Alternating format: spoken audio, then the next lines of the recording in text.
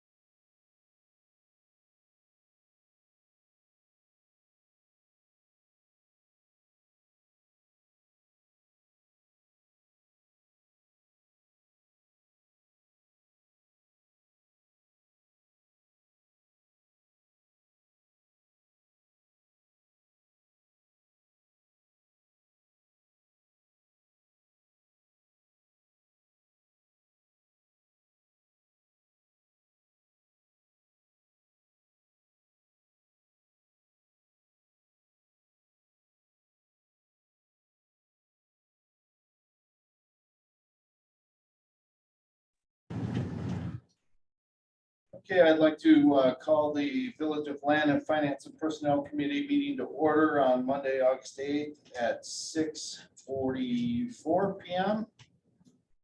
Roll call. Yates is here.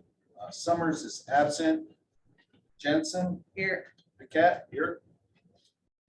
Item 3, discussion and possible recommendation to the village board on payment of bills. Brenda, anything we need to? Nothing that really know that jumps out sticks out? this time. Lots of inspection. Yes, we had a lot of permits pulled last month.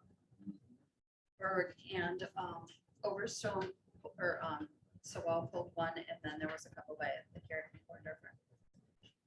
So that's been busy.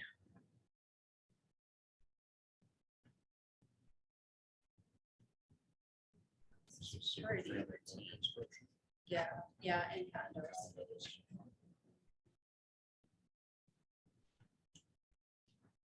That's what down here. But no. I think that'll be a pay at the village board, but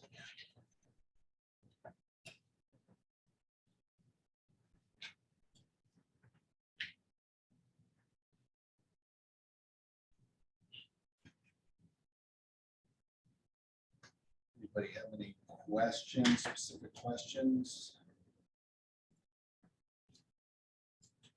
Brenda?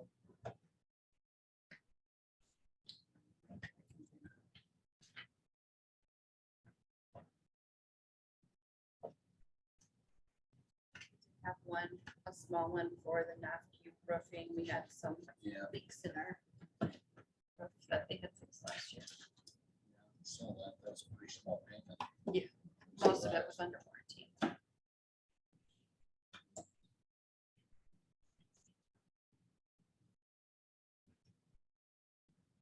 This is getting old.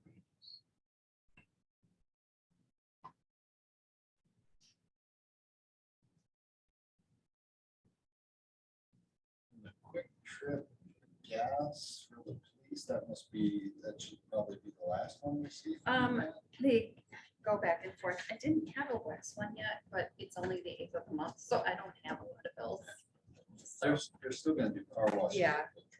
right, yeah, and I don't know, but just grab gas one there, but they do have both cards. So. I'm looking at getting the park department on those Wex cards.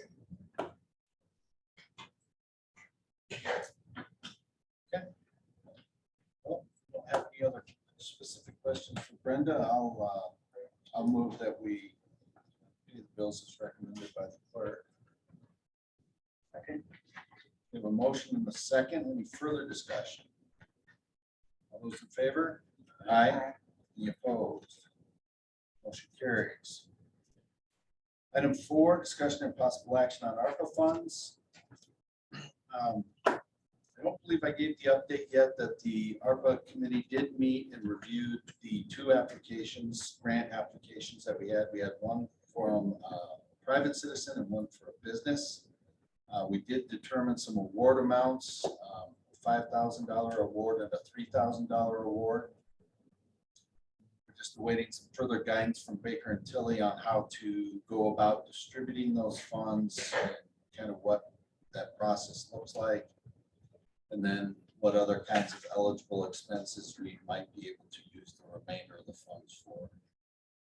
So that we can start dialing down on a project list of things to do. That is it from that. Have a motion to adjourn?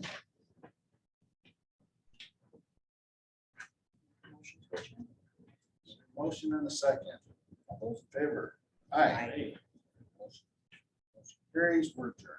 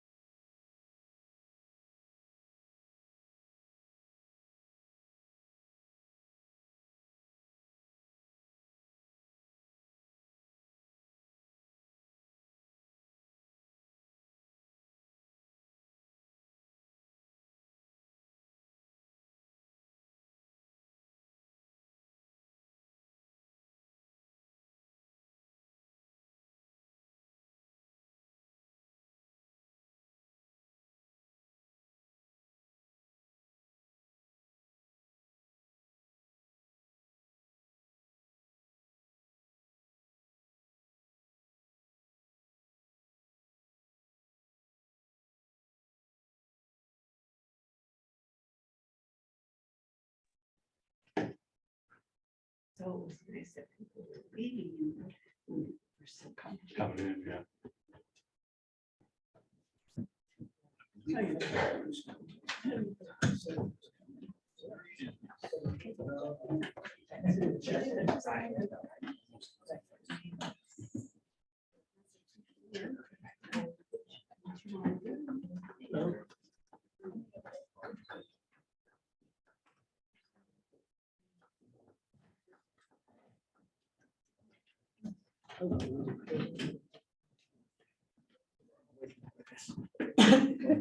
Just waiting for you.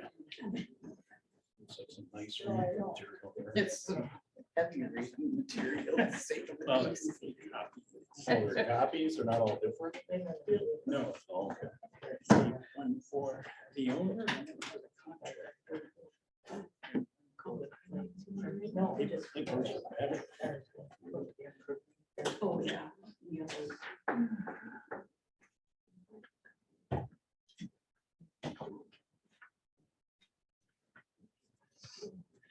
Vice President Summers is not here this evening. I will assume presiding officer as senior member of the board. Village Board of the Village of Landon will hold its regular monthly meeting Monday, August 8th at 7 p.m. All order, pledge of allegiance. Pledge of allegiance to the flag of the United States of America and to the republic for which it stands, one nation, under God, indivisible, with liberty and justice for all. Roll call. Jensen. Here. Martin. Here. Nellis. Here. Paquette. Here. Reed. Here. Summers. Absent. Yates. Here, Statement of public notice, Has been posted. discussion and possible action on the reading correction and approval of the minutes from the village board meeting 7/11/22.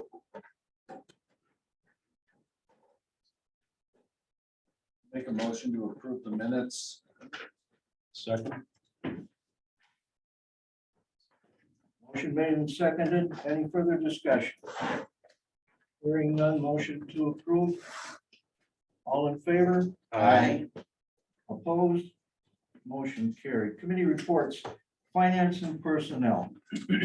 Just a couple items later in the agenda, and then an update from the ARPA committee that we did in fact have a meeting and reviewed the grant applications and came up with some award amounts.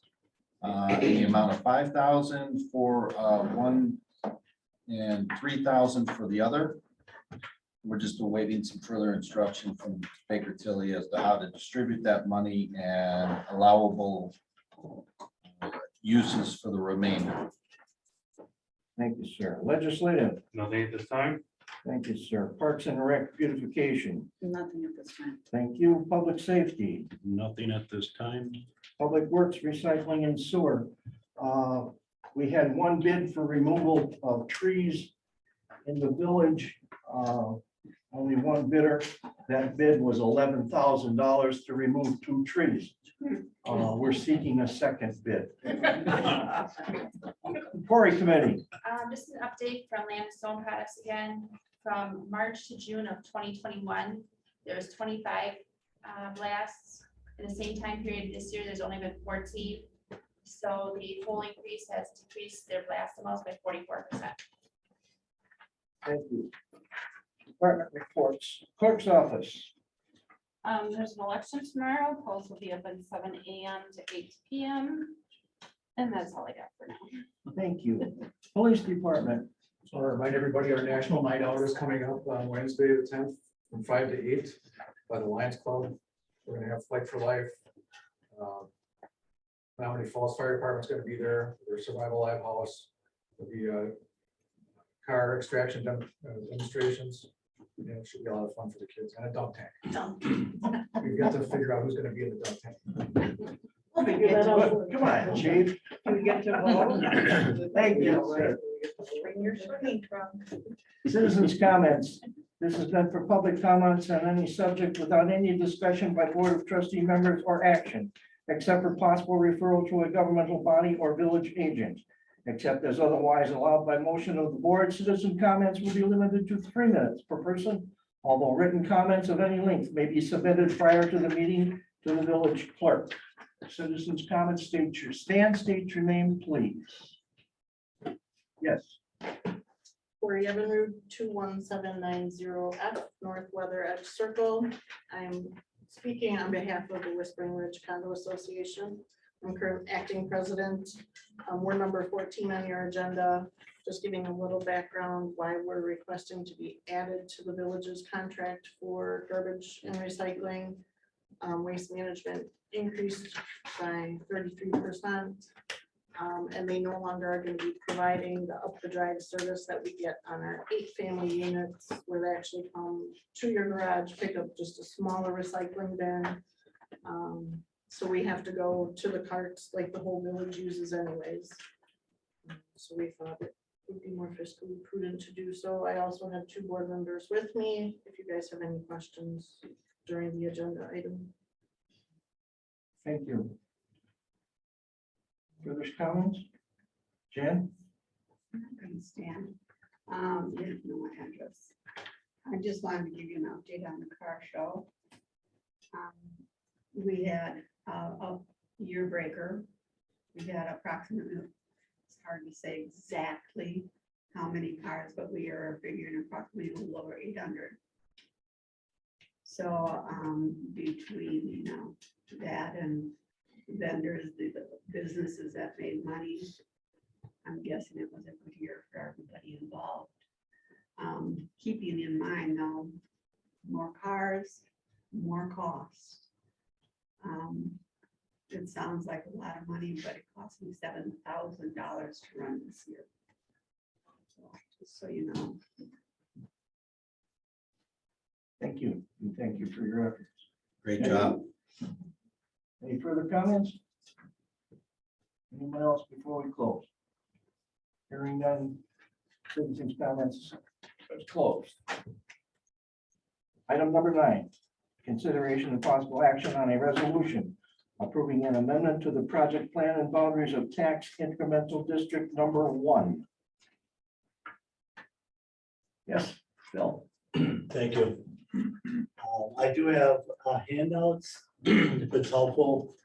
I know the board has in your packet already the project plan itself. Would anybody like a copy of, it's a kind of a summary handout. I can tell you one. Yeah.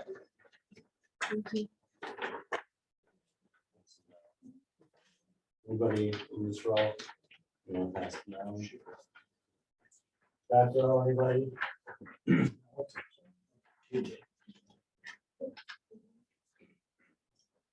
So this is some excerpts from the actual project plan itself that you have in front of you. And I did check with Brenda, and you do have the project plan, the full project plan in front of you.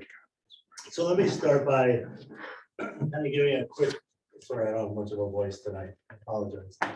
I'll start by giving you kind of a quick overview of kind of history of TIP in the village.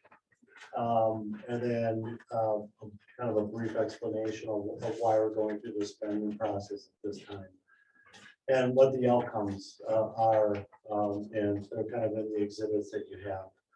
So back in 2017, 2018, we started meeting with the village, who at that time, the village was looking for ways to entice development and redevelopment in the village. In Wisconsin, there are very few options available to municipalities, one being the use of a program called the tax increment financing program or tax increment districts. They're widely used throughout the state of Wisconsin. At that point, the village did not have a district put in place. There were areas that were identified on the, we'll call it the northeast side and the southwest side of the village that were identified as potential redevelopment areas and development areas. So the tax increment districts were put in place back in 2018. Along with, at that point, discussions with different developers on both ends of the village. The one development I'm very well aware of is the Berg development over Stone that the majority of that development is in the TIF. When it was created initially, the full development was in the tax increment district, and then phase 3. Phase 2B and 3 were added by Overstone, and at that point, the village decided not to include all of the development from that Overstone into the tax increment district. I'll get into why in a little bit. And then secondarily, there is the land directly across from Overstone where Sewall Development has the apartment complex being built. So those are the two main developments that are happening in tax increment district number 1. But TIF number 1 extends all the way down Main Street. And quite frankly, the initial start of the discussions of TIF came with Hultquist Stone and their property on the west side of town on Good Hope Road in the area that's currently being mined. With the expectation that in a couple of years, they would be done with that area, and they wanted the ability to develop that in the future. And there was going to be a need for infrastructure to support that area, meaning primarily water extended out to that area. And in our discussions with all these developers, the mechanism involved in not just in land and all over the state is the use of tax increment financing as a financing tool, enabling you the ability to work with developers on a public-private partnership to get development done within the village. And with that comes the opportunity to finance a variety of capital expenditures in and around the tax increment district. So Ben has been very instrumental in assisting the village in putting together not just short-term capital lists, but kind of long-term capital needs of the village and using the tax increment program to help finance those projects over time. So as you can imagine, a program that's been around since 1976 is tinkered with constantly by the state. It's a state-run program. Department of Revenue runs the program. And year in and year out, there are modifications of the tax increment law. But some of the things hold true all the time. One is the statute that lays out the requirement to actually amend the district. And you can amend the district on a regular basis, but there's a process to go through. We're taking you through that process right now. Second is that no municipality, even if it's Landon or Milwaukee, any size in between, has the ability to create districts once you hit a threshold. That threshold is 12% of the value of the community. So what that means that is that if you get to a point where at least 12% of the value of the community is located within the tax increment boundaries, that once you exceed that number, you no longer have the ability to create new districts, nor can you amend the boundaries of your existing districts. So one of the tasks that we've been assigned with is to make sure to kind of give the heads up, if you will, to the village when we think you're going to exceed that threshold. Because once you do, you're kind of tipped out. The TIFs are in place. You just can't extend the TIF district boundaries anymore and pick up any additional land. And we're at that point. You're well above, the Department of Revenue comes out with numbers every August 1st that are preliminary, and they become final numbers on August 15th. We're in that window right now where we have preliminary numbers that tells us we will be tipped out.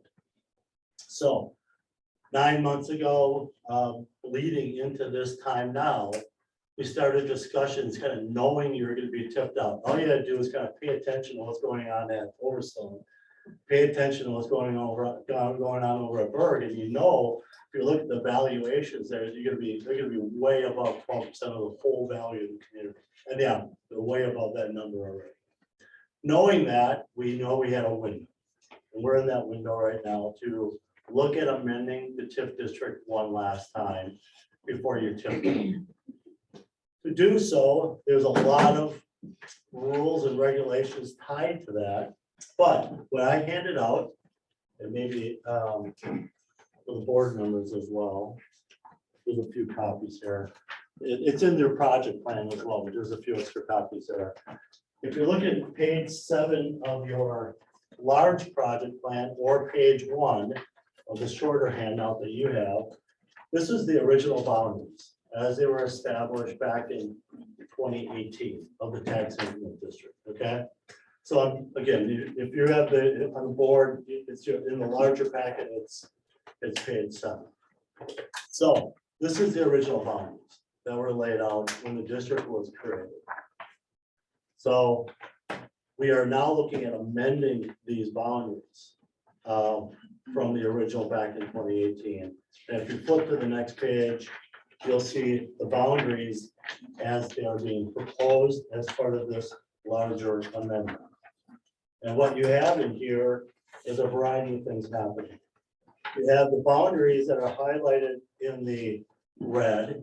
You can see the outline in the red. That's the boundaries. But you also see in here a couple of other things happening. We're showing areas to be removed. Okay, right in the middle of the page, you'll see kind of a hatching. Those are the parcels being removed. And I'll talk about those in a little more detail soon. Those are the areas being removed. And then the other areas where we're adding are the areas that have the little red dots, if you will, all over them. That's the areas being added. Now, we don't just willy-nilly do this. There's a method to going through this process. One, all the property has to be contiguous. We can't just bounce from property to property. They all have to be, they all have to touch, and they all have to be contiguous. Two, we again had to make sure when we did this, we didn't exceed that 12% threshold. Okay, so to do that, if we were going to add certain parcels, we had to remove other parcels that had value. Okay, and that's why we got this map as it lays out now. Third, this is a mixed-use tax increment district, and we can't have more than 35% of the area by acreage be for newly platted residential. So Ben did a nice job highlighting on these maps the areas that are newly platted residential. When you add up the areas in green over the overall area, we are under that 35% threshold for newly platted residential. It's a lot of numbers. It's a lot of things to go through, but this is iteration number, I don't even know. Iteration a lot, we'll call it, to get to make sure we met all of those thresholds to make it eligible as part of this amendment. So this is what, if you approve the resolution tonight, this is the new boundaries, page 8 in your packet and or this map that you see in front of you. The parcels that are being added are on page 12, which is the next page for the folks that have the shorter version. The next page of your handout, these are the parcels being added. And you can see there's a variety of parcels that are being added as part of this overall area. And the areas to be subtracted, the parcels being subtracted are on the following page. They're Moss Enterprise, with a diversified interest in Green Star Properties. Those 3 parcels were currently in the tax increment district, fully developed parcels when they were brought in. We're removing those again to get under that 12% test. So those are the parcels being removed. Wanted to make sure you understood the parcels that were being removed. Going back to the second map, the new area, the primary reason that we're looking at amending the boundaries is the parcel at the very top of the page, which is the parcel north of Custom. That parcel, which is identified here with the red dotting, is an area that is owned by, help me Ben? Herb Gross. Herb Gross, thank you. Herb and Peter Gross, and we've been meeting with Herb and Peter Gross through this process. And they have interest in developing that property potentially into some type of senior housing for the village. And they are the property owners, they're not developers, but they want to collectively work with a developer to develop that property. So for that to be TID eligible and for us to be able to pay for infrastructure to get to that site, utilities to get to that site, it had to be brought into the tax increment district. That's the primary reason we're doing this amendment. All the other variations, that you see, all these other moving parts are in part because of those other thresholds. We did add parcels, excuse me, on the very southwest portion of this map as well, as areas that could be identified for redevelopment. And or in areas that have the ability over time to potentially do some streetscaping or some type of landscaping in that area, beautification for the village, that could be done in that area as well. Now, because it's included in the project plan and it's a parcel identified in the project plan, doesn't mean anything has to happen to the parcel. It's just within the boundaries, and the village has the ability in the future to be able to undertake projects in this area with the property owner's consent. And more importantly, everything gets approved by the village board. Nothing can happen without village board approval. So those are the areas that have been modified in the project plan as far as the boundaries and the parcels that are affected. Takes us to the following page, again, the small report. This is page 25. The project plan is 26, 25 on the bottom of this page. We are looking at taking, at the same time, the project plan as it was written, amended, we, in 2018, provided, we created the district. It was amended back in 21 to add some parcels. And now we are looking at a secondary amendment to add additional costs. Again, this is a budget, this is a plan, not a budget. Any costs have to be approved by the village board. But this, by including these, it enables the village to ultimately pay for these projects out of the TIF fund as opposed to the general fund or water utility, or sewer utility. So what have been identified is some additional potential development incentives, which quite frankly could be for a variety of projects. Nothing earmarked per se. It could be for the village could come into a property and negotiate a deal with a property owner to buy a property to be able to improve the site. It could be for the gross property. It could be a variety of different developments. Water main extensions and third and or future sources, tower or well. Just the ability for the, again, you're enabled the ability to pay for future tower, well, those type of improvements, as long as the development, the need for that is because of the development in the TIF district. So we are earmarking potential funds for that as well.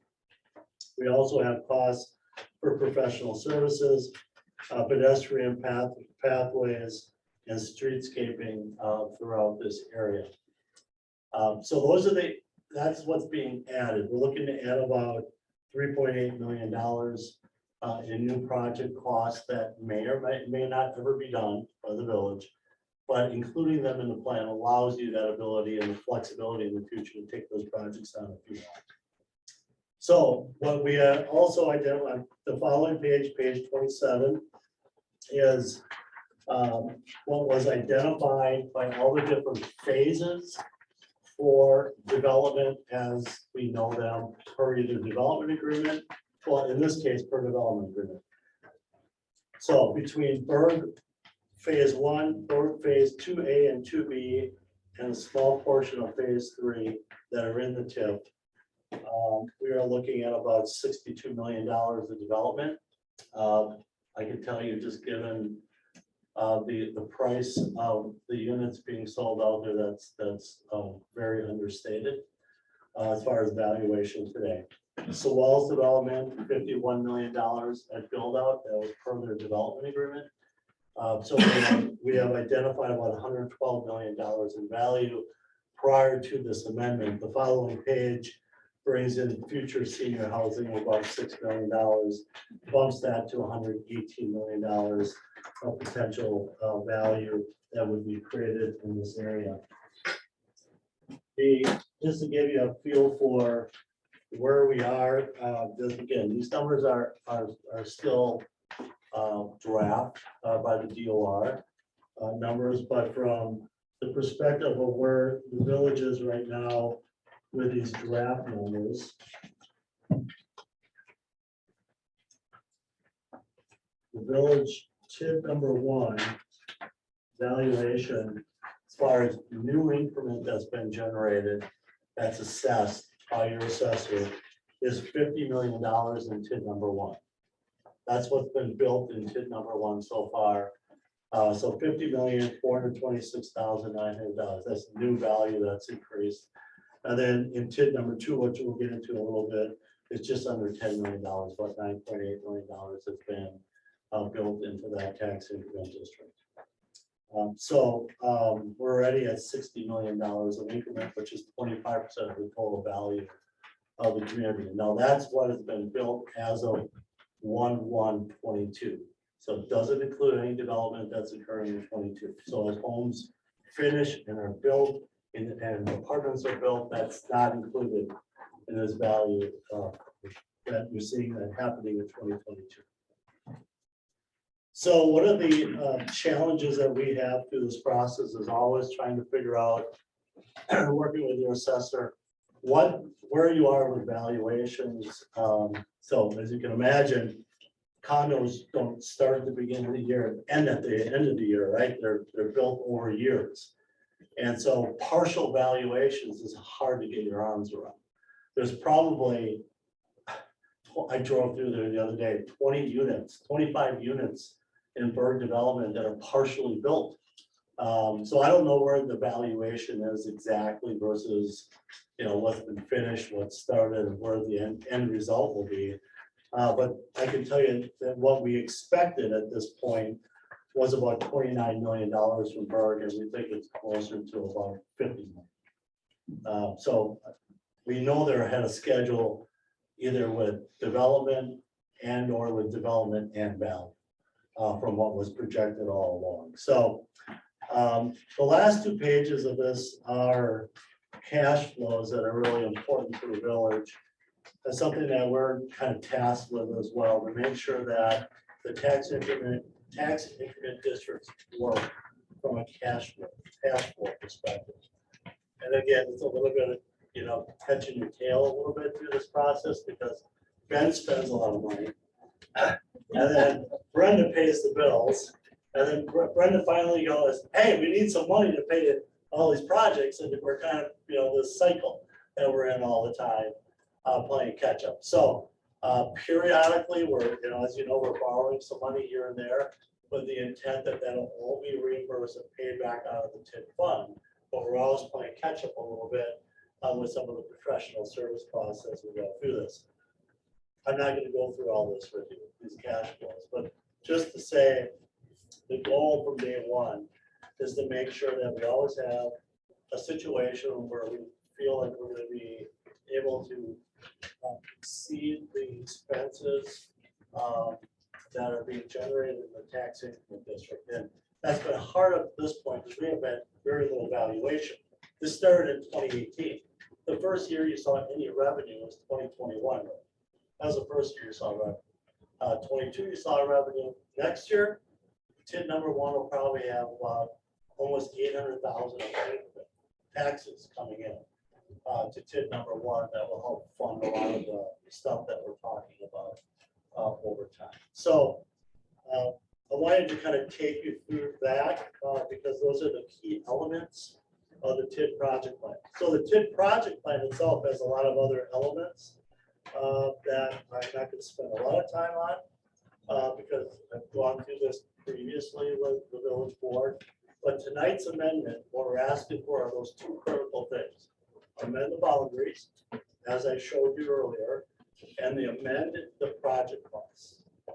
Again, that 3.8 million I talked about that are coming on, that's really what you're doing with this amendment. Those are the two primary goals of the amendment, is to amend the project costs and amend the boundaries. And by doing so, it'll bring in the Peter and Herb Gross property. So at some point that can develop, and it'll bring in those new project costs that I talked about to help pay for some of those costs out of the TID, as opposed to coming from the general fund, water, sewer, or anything else. So that's TID number one. Be happy to answer questions.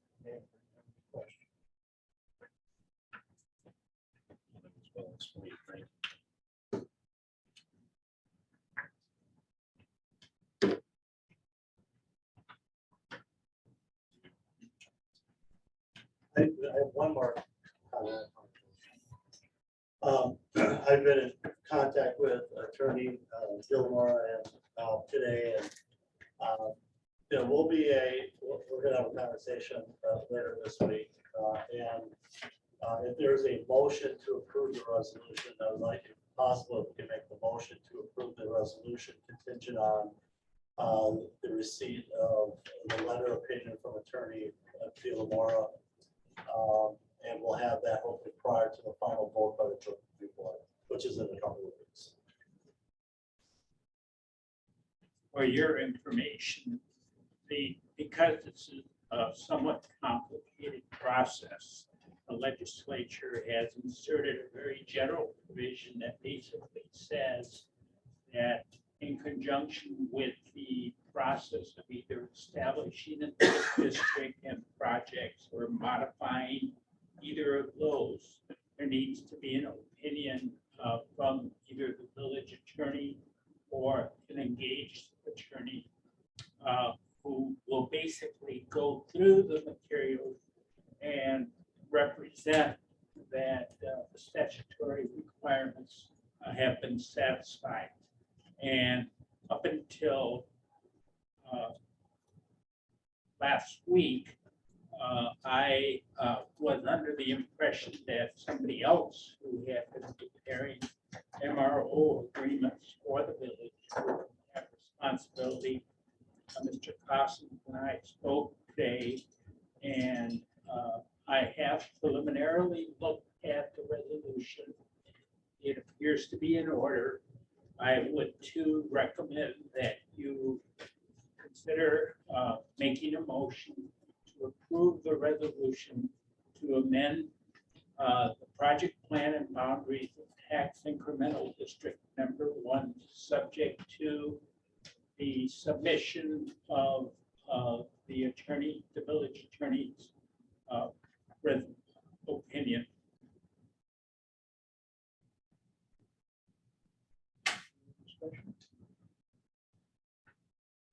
I'll make a motion to approve the resolution approving an amendment to the project plan and boundaries of tax environmental district number 1, conditioned on the submittal and receipt of a legal opinion letter by the village attorney.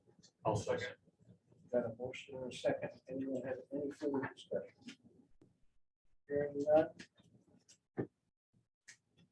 Put on the motion. All in favor? Aye. Opposed? Motion carried. Item number 2. Yeah. Consideration of possible action on a resolution approving an amendment Thank you. to the project plan and boundaries of tax incremental district number 2. That's what it says. All right, ready for number 2? I'll try to keep this shorter, same background.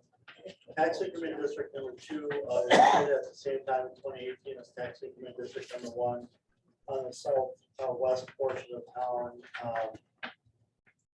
And at that point, there was an initial development for Whispering Ridge North, where we were having discussions with the developer about extending Whispering Ridge to the north to pick up some additional value in that area. That agreement was put in place, and I live right down, not far down the road, Sussex, so I see that houses are being built, which is always good. So that was the initial development that occurred under tax increment district number 2. I have a map again. This is the original map as it was prepared on this first page. And you can see it picked up a lot of area, but did not at that time include the area by Hultquist. You recall, I talked about the fact that our initial discussions back in 2017 were prompted by Hultquist and their desire to develop, you know the name of the Colley Farm, thank you, the Colley Farm area. Since that time, we've continued discussion with Hultquist and their representatives. They still have a desire to be in the tax increment district. Now is that chance, as I described earlier. you're over that, you're over that 12% threshold, so now, kind of now or never. So here too, we had to go through a series of iterations to make sure that we're under the 12% test, that we don't exceed that 35% newly platted residential, and the properties are contiguous. And so the second page of what I handed out is the proposed new boundary. You can see it now picks up the Holquist Quality Farm area, and it picks up area that is just on the south side of Good Hope Road or Town Line Road. And where the We Energies had a property in that area on the corner of the roundabout, which is vacant now, and going south in some of those areas. Here too, we had to pull out some properties that were initially in the project plan, but based upon information that I've received and discussions with village representatives, that there's really no ongoing discussion with the developer. So here too, we also added parcels. The parcels are on page 13. That's what's been added, and we did subtract parcels as well, which was the John Barnes area farms properties out of the tax increment district due to kind of a lack of interest in developing their site.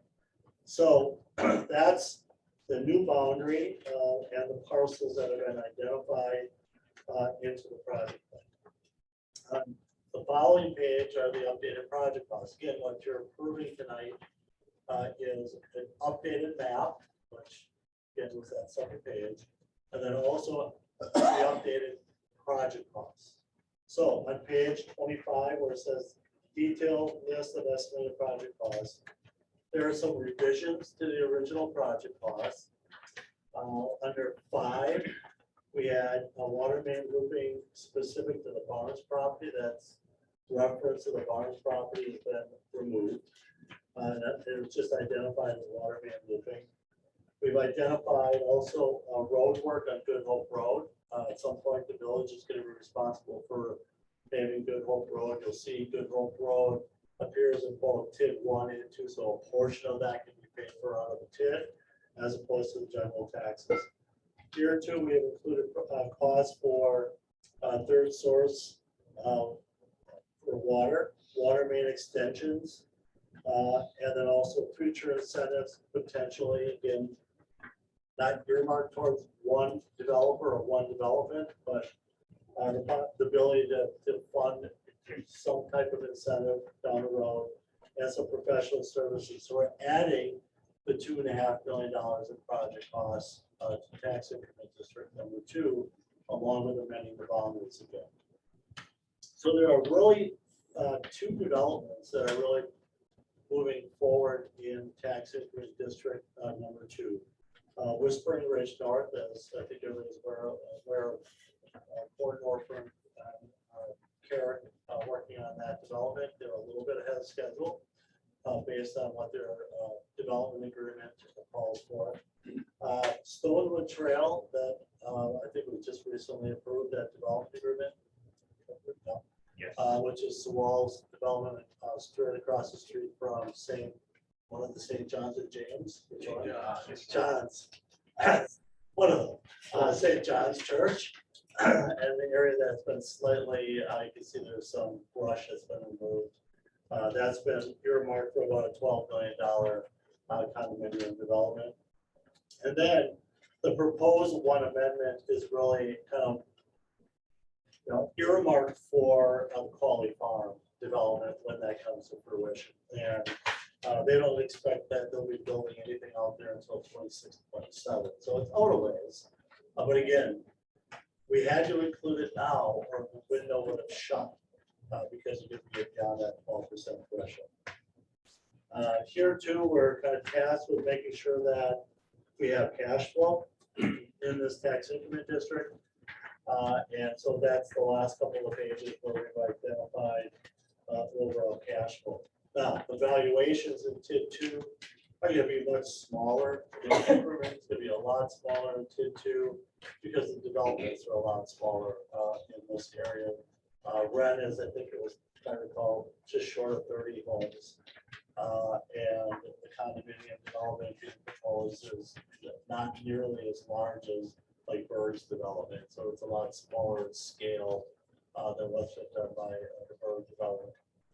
One of the things that we hope, talking, whenever I sit down and talk to village representatives, is that we get to a critical point where some of these other capital expenditures can be made, things like streetscaping, some of the work to be done, potentially with some beautification, those kind of projects in the near future.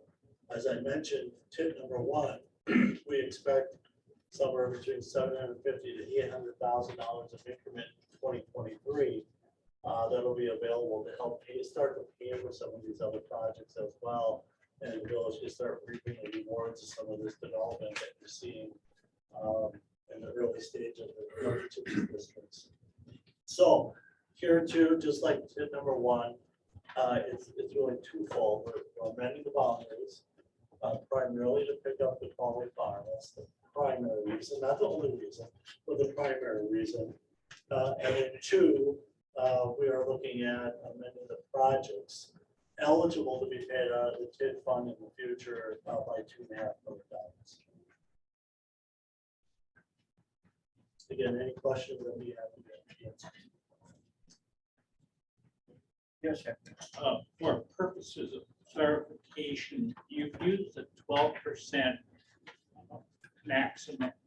Is that maximum for TIP district? And if one district says that it has 14% growth and the other one has 6% growth, do those percentages affect each other in any way? Yeah, so the test is you take 12% of the total value of the community. And that's the maximum you can have in all existing districts. The increment value for TID 1, the increment value for TID 2, and then the base value for the parcels being added. And you do that test for each one of the districts. So both calculations are 12% of the value, essentially minus the increment in TID 1, minus the increment in TID 2, minus the base value, what's there today of the parcels being added from TID 1. That's the calculation for TID number 1. And you gotta be under that 12% test. And you go through the same test for TID number 2.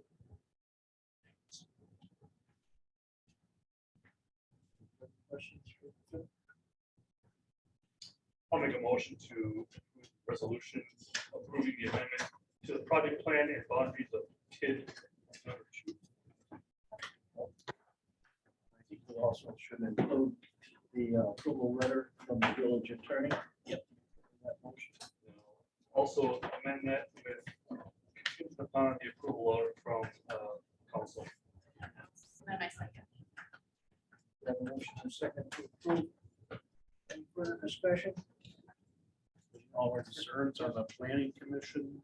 There were some concerns about the planning commission about the small parcels being added. I don't see where those small parcels will make that big a difference. And all we're doing is including it for the future development if the landowner wants to, and it's all critical on the landowner deciding he does or does not want to participate in any of the TID functions. Okay, and that was addressed. I remember there some. Yeah, there were two parcels that they voted to not have included in the amendment for TID 2.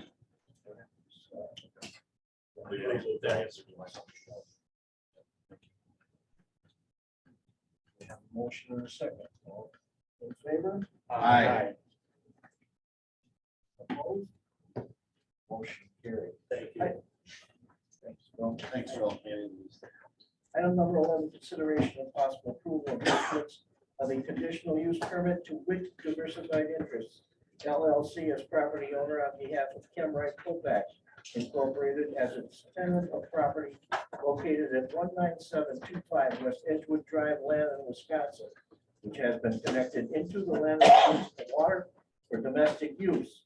This conditional use permit is pursuant to amended Village of Lannon Ordinance Section 74-157 to allow utilization of an existing well and a new deep well solely for the production of product to be shipped off premises.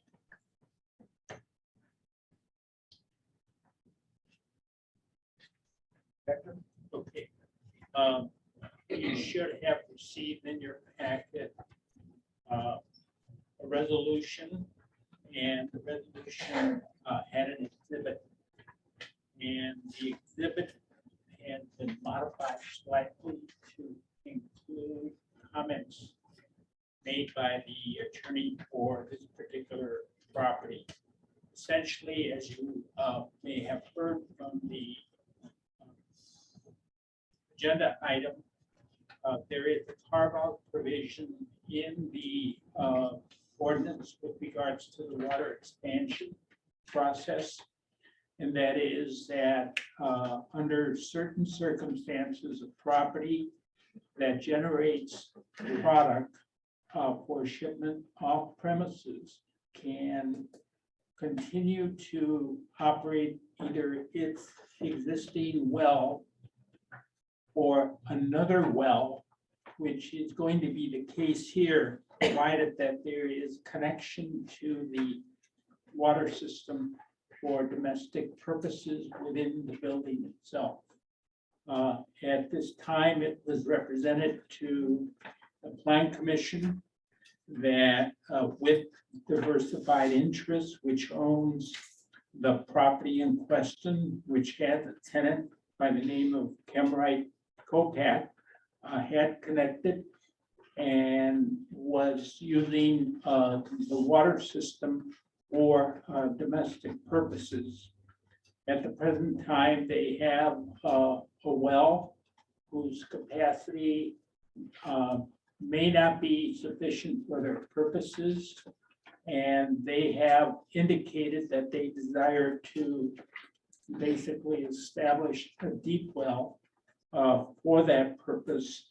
The work that they do, which is really contract production of product, requires the treatment of water to very fine specifications. And the Plan Commission had a public hearing with regards to this particular matter. And questions were raised as to whether by the operation of these wells, there would be an impact, an adverse impact on other water sources in the village. And it was pointed out by the village engineer that the Department of Natural Resources monitors the drawing of water. Hence, there was a modification made in the conditional use permit document, which consists of the resolution and the permit itself.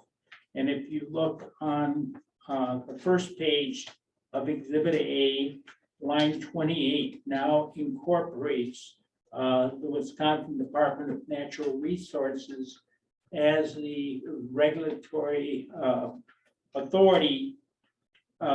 It's identified as the primary authority to establish the maximum rate of water withdrawal. In addition, because this property is owned by an owner that is not in the business of carrying on this type of activity, but does lease it, there was a question raised with regards to page 2.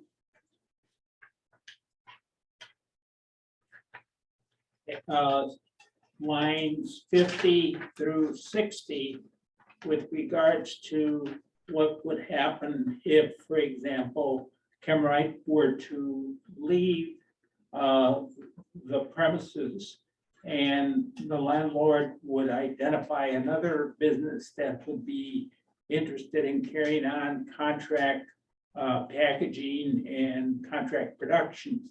And so this was modified, this section D, 2D, was modified to allow a successor in interest to operate there so long as all of the conditions for approval were satisfied. In other words, the scenario would be Chemrite announces that it's leaving, they have another tenant who wants to proceed with the continuation of that activity.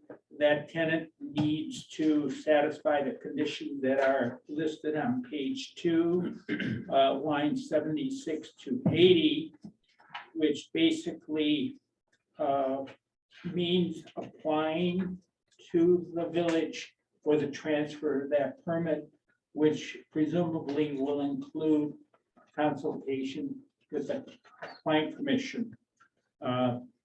I believe that these conditions protect the interests of the village. And I would recommend, in conjunction with the recommendation of the plan commission, that you approve this conditional use permit to be executed by the village president and then subsequently by the owner of the property to be recorded with the register of deeds and returned back to the clerk.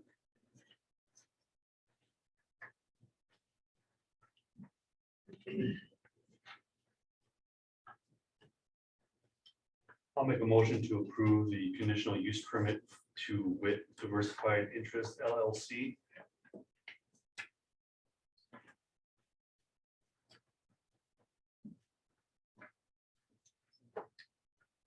Second. We have a motion and a second to approve the conditional use permit. Any further discussion? Question. The water that's being treated, what do they do with it after they use it in a process? Where does it go? I don't have firsthand knowledge, but I'll defer to Mr. Wood. My understanding is that they incorporate the water into the product. So there's no excess water? I'll defer to Mr. Wood on that. Yeah, any excess water from their process that doesn't end up in the product, they have a holding tank on site and they bring in tankers to truck it straight to a wastewater plant. So they do some. So it doesn't go down the sanitary Correct. or storm sewer, they're actually taking it right Offsite. to wastewater treatment. Correct. Yeah. Okay, thank you. Who monitors that? Boy, I believe that's between them and the wastewater plant. The hauler. Do you know if they have a meter on their sewer? Or how is the amount of water that they reject monitored by the village? Boy, that's a good question. I don't believe they have a meter on their sewer lateral. I've never seen anything as far as any records as far as what they send off site. Right. It's not water that we've been particularly interested in because it was their own private well at the time. So whatever they discharge is up to them, what they do with it, as long as it doesn't go into our sewer system. That's the key. Yeah. Right, Because then we're paying to treat it. Yep. right. So how do we know that it's being trucked away? I'm just asking the question. No, Not that's a good question. accusing anybody of anything. I just don't see a lot of water tankers running through Lannon other than doing the roads down here. No, that's a fair question. I don't have an answer for that. I think we should have an answer to that question. You're gonna have volume at Sussex. They're paying to dump it at Sussex, so there's gonna be volume records there. And And Chemrite's probably transportation. paying for it, so they can show the receipts. Right. Yeah, they probably have a log book of Yeah. some sort. I Maybe would think. if we could follow up on that. Just I think the most straightforward solution to that would be, I know that the Village of Lannon gets some operator reports already from Sussex related to the interceptor. If we could ask them if they would disclose to us that particular customers usage rate. If they have no way to distinguish where it comes from or not, they just test the water, make sure it's acceptable and put it in, they don't care where it came from, then that might be something we'll have to ask for from Kimmer. Maybe we can get into that. Sure. Would there be any legal ramifications of the sewer, Sussex Sewer Department giving us that information after? It would be public records, but I would think that since this conditional use permit contemplates that the applicant is going to be bearing the costs and presumably the responsibility for satisfying the village's interests, that you could either table this at this time or approve it subject to some conditions that someone on behalf of the village basically be satisfied that there is a mechanism in place. And maybe even a variation of that could be that that the conditional use permit be modified to reflect that fact, because that is going to be an ongoing increasing costs for the village of wastewater treatment. And that's why communities all around Waukesha have been under pressure to get rid of I&I infiltration of clear water into the sewer system, because it takes capacity and costs to process. Okay, I'll amend my motion and make a motion to approve the conditional use permit to WIT Diversified Interest LLC with condition upon we have, I would say maybe just a record of the wastewater logs from Sussex, if that's where they're dumping. Some type of record of disposal of wastewater and location of such disposal. And should we do this on a recurring basis, or do we just want to do it once to say, so we acknowledge that they've had records of doing it? We'll do it on a semi-annual basis. Sure. Semi or annual? Semi or annual, yeah. Yeah. Okay, then I'll, that we request those logs on a annual basis. We have a motion.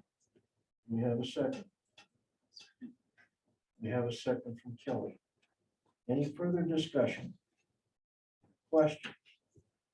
Hearing none, motion to approve. All in Aye. favor? Aye. Opposed? Yep. Hearing none, motion carried. Item 13, discussion of possible action regarding the Hope and Healing Walk. 12. We just 12. Did you? Filtration. Oh, I'm sorry. Number 12, discussion of possible action on filtration concepts, stormwater maintenance agreement as referred by planning commission. I can take this one. For those of you who were at Plan Commission a week and a half ago, you saw a revised plan of operation, site plan, and proposed building addition for filtration concepts. So all of that is subject to Plan Commission approval, except the stormwater maintenance agreement itself is subject to board approval also. Now, the Plan Commission tabled the overall site plan and plan of operation, inquiring about some information about lighting was one of the things, but they felt that since we have already reviewed the stormwater maintenance agreement, don't have any issues with it, that for the sake of time, that it was appropriate to go ahead and forward on to village board for consideration.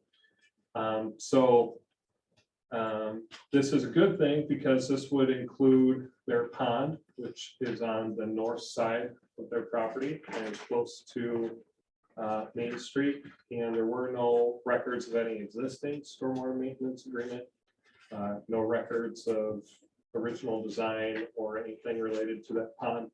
So as part of this project, they're kind of recertifying the pond, dredging as necessary, making some updates. And then the stormwater maintenance agreement would go along with that and would hold them accountable to future maintenance.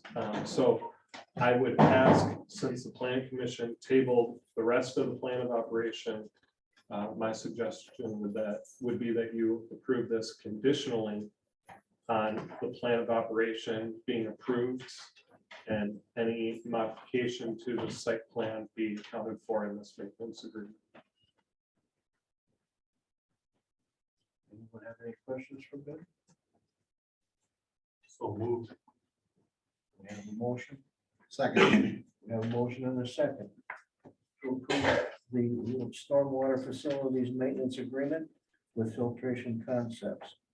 Any further questions? Hearing none, make a motion.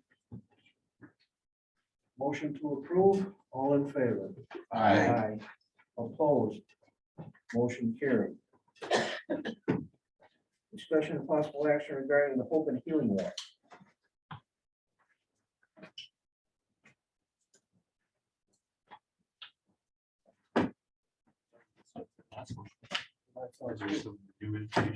Don asked that if you put it on the agenda, but I see Steve is here, so, and I also included an email from Liz from this morning or the weekend. That gave some updates. I don't know if anything changed. No, just she was on the agenda, so I thought I'd show up. But it's going well for the first year. There's just a lot of logistics and materials and such that we're doing, and which will be a really good start for next year. So it'll be well attended. We'll have 100, 150 people, I hope. And the walk will be around the park, down the bug line, around the auto to Land and Tank, up Main Street, and then back down to the park. So it's not super long, but it'll be along Main Street. And everybody gets sunflower when they come in. And so it'll be kind of a nice thing. And we'll have the speakers from the organizations that we're kind of sponsoring with in the beginning. And then there'll be resources for people to look at afterwards for the mental health awareness, which is all about. So hopefully everybody just kind of understands that it's just about everything. And people have been calling me because my phone numbers and all of the advertising. And it's been on the front page, ads on the front page of the Waukesha Freeman. They've had an article about it. And so it's something that's on everybody's mind. And, you know, we know why and all the reasons.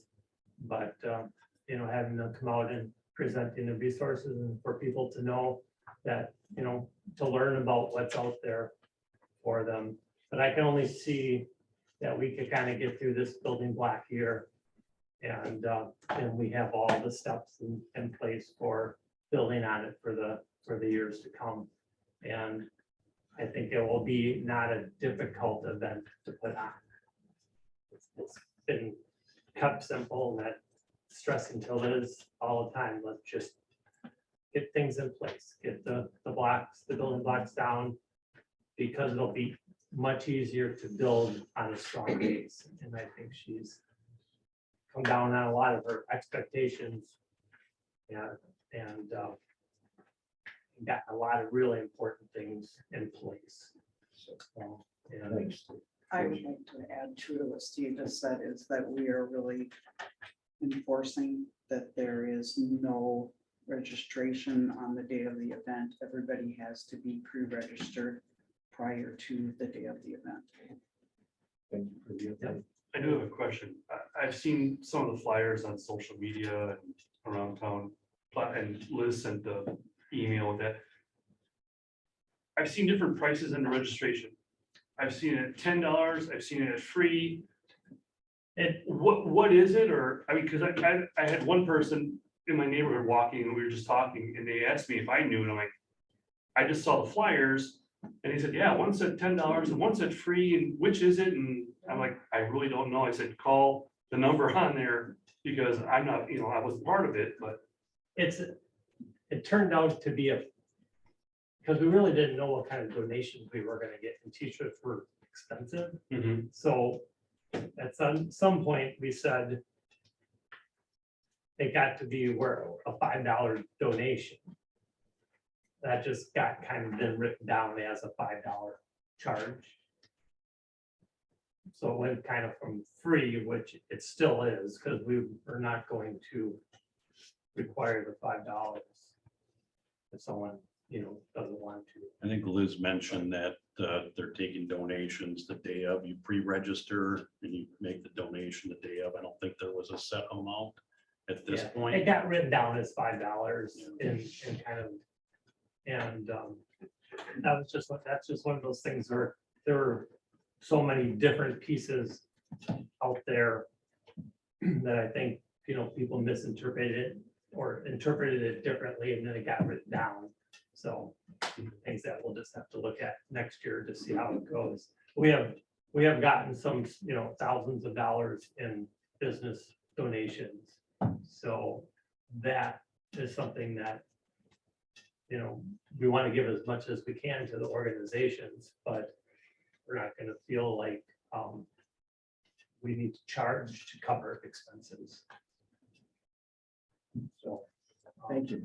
Well, Hector, we voted on this last month, so this was just pretty much informational. Exactly. I think some of the trustees requested to be better informed so that they in turn could provide information to the residents, citizens of the community. And are you still looking for volunteers, Steve? Volunteers, participants. I think there's plenty, I think, that we'll have at the site. Okay. For people to help just kind of along the route. As volunteers, but I think, and, there's always this or that, but I think there'll be enough. So we'll start at 7 a.m. setting up, 8 o'clock registration, 9 o'clock speaker, 9:30, 9:45. Go on the walk, come back, there'll be tables set up and refreshments and the brats from the Lions and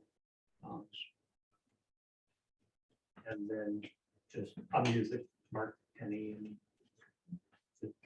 and just kind of have a get together after that, and hopefully it's just a morning of kind of social and learning and a walk, and that's all. I would like to say, though, it would be nice if we did have some volunteers from the village board meeting. Already walking it. registered. I'm walking it. Thank you, guys. The more than, everybody's welcome. Well, for Patrick You know, and we I, like it's between everybody. the oath and this, so we have to go with this. Right? Every once in a while, yeah. No lost call. that's right. He's slinging Gatorade. I'll make a motion that we table item number 13. Seeing as how it's already been covered in the previous meeting. Second. Got a motion and a second to table item number 13 regarding the open hearing law. Any further discussion? All in favor? Aye. Item number 14, discussion and possible action on adding Whispering Ridge condominiums to villages garbage and recycling contract. I'll take this one a little bit. Folks came to me about 2 months ago wondering if the village would be willing to do it. And I checked with GFL and they'd be more than happy to do it. The contract says that what we pay, the village residents pay. So it's an in and out as far as cost basis is.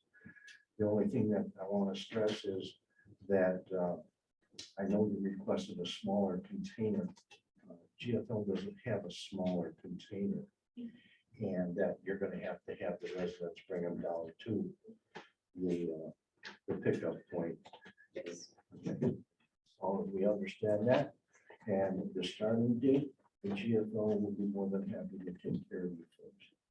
So if I can just comment, I know that back when Dave Nogler was president, I had some conversations with him as a member of the condo association board about removing the garbage fees from the tax levy for those residents that they had been paying for all those years. They had been paying a levy basically for garbage service on top of already paying for it through their association dues. So I would just ask that whatever we do, we make sure that we've got the financial sides of these tied together. That was taken out of the levy years ago when Dave was president. Right. So that was all taken out. So now, We'd have to add it back in. not Right. necessarily, we add it to every resident's tax bill. So it's a cost on their tax bill. Right. So we would just have to add it to bill the association for that number of units per year. And then, That's a separate line item. right, it's a separate line, Yeah. line item. So they would just be paying us as. Right.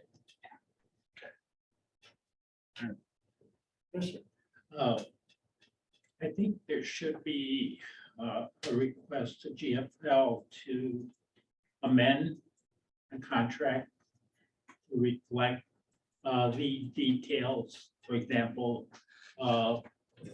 who's going to provide the larger container GFL? Will there be a cost for the larger containers to the village? There's no cost. No cost. That's included with No, the it would just service. be right? added, Included. added number of units to their contract. And these are 96 gallon containers.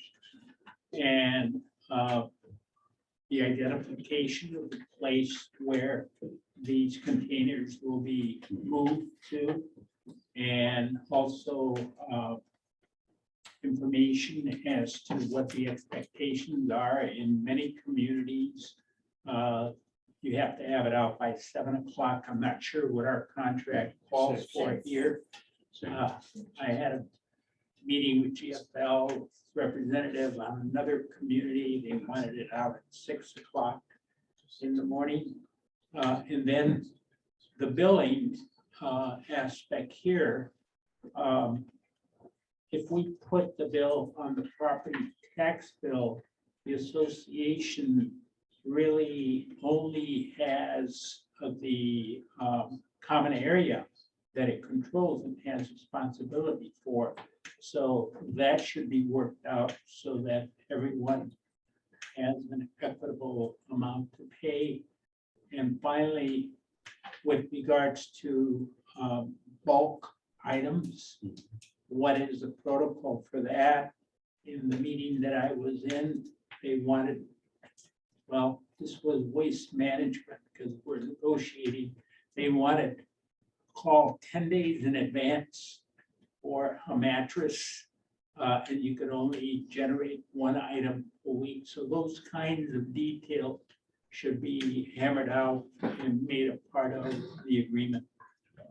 GFL has on their website, and as a matter of fact, we have it on our website also. And I don't anticipate, just because it's Whispering Ridge, they're gonna have any other certain requirements or details non-specific as to what is already published on our website. So I think the answer to your question is, they're gonna have to do the same thing every other village resident does. And that's already spelled out. And also, who is your provider in your association? Waste management. Waste management. Why am I not surprised? From a policy standpoint, the board should also understand that it's establishing a precedent. And you do have a number of other condominium associations. So that is something that you should keep in mind because it's imperative to have a basis for allowing multifamily complexes to participate. This one community that I was involved with had a practice of not allowing the solid waste collector to collect from complexes that had more than 4 buildings or units together. But that's just a matter of local practice. So the board here should decide what is best in the interests of everyone in the community. Anybody else have any comments, questions? Yeah, I just had a question on the condo board with waste management. Were they having to use any kind of a special truck to pick up the waste Yes. because of the size of being able to get around? Correct. Basically, they were touching everything twice. They had the big truck that lifts the carts at the entrance to the subdivision Mhm. and smaller, Pickup truck size. pickup trucks with an open bed that they would come to each unit. Once it was full, run to the truck at the entrance of the subdivision, come back, pick up some more, then go back. Okay. So I know we looked at this before when I lived over there, and one of the big problems with it was having everybody in the 8 family units having to take all their bins down to the end of the drive. Did you have room for that? That's the Well, question is, we're where do going you, to have to go on the grass or at the edge of the curb in the road. We've Because- met with Johns, we've met with GFL, we've met with Waste Management. Nobody will do up the drive service for us anymore. Mhm. We But- have no choice but to move to the carts. Our residents are going to have to deal with it. Right. Does GFL have the type of vehicle to be able to get around? They have the one size truck. That's it. That's it.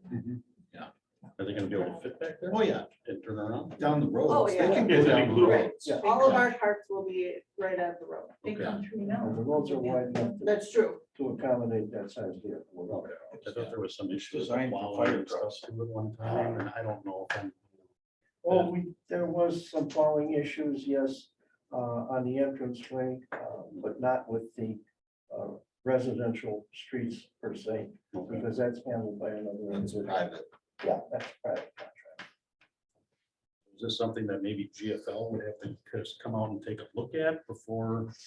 Well, you've talked to them, I've talked to them, And I've talked to them. and as far as I know, They're okay with it. they have been here and fully approve of the switch. All right.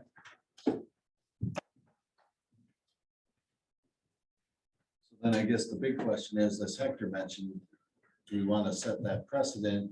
And are we prepared then to possibly be put in a position where we're doing that for other communities within the village?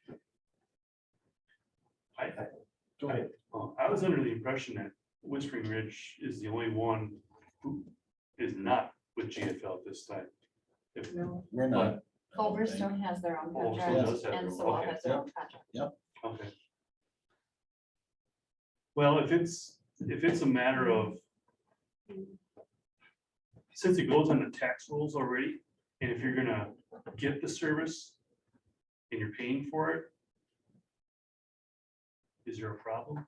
I mean, I I don't know that there is. The only thing it opens up to is just, I think that Brenda's gonna be fielding more calls about complaints when they drop the ball. No, we'll be getting. GFL's numbers on the website. Yeah, It's on speed dial. I mean, but to that point, the flip side of that is that if it eventually ends up being that way and it's a village-wide matter, then it's also more easily managed for everybody, because there's basically one connection point. It's everybody's resident expectation, as I see it, that the garbage is being picked up, quote unquote, regularly and by a municipality. Yeah. This separate individual garbage pickup, I'm sure that when you move into a condominium, my garbage is being picked up by my town, my village, whatever. And then you find out, no, it's not, it's being picked up by another individual. That doesn't make any sense. I live in the village. Why aren't they? So if we put everything under one roof, like you say, I think it's better off for management. Probably cut down on some of the calls because now everything is done at one time. Maybe we can get the truck here all day instead of only half a day. We got it. Cover the whole. And we're Yeah, sure there do the is whole no- thing at one time. We're sure there is no problem, like Hector said, with the multifamily. I don't see it. Anybody want to make a motion? If not, I will make a motion to approve adding Whispering Ridge condominiums to the village garbage and recycling contract.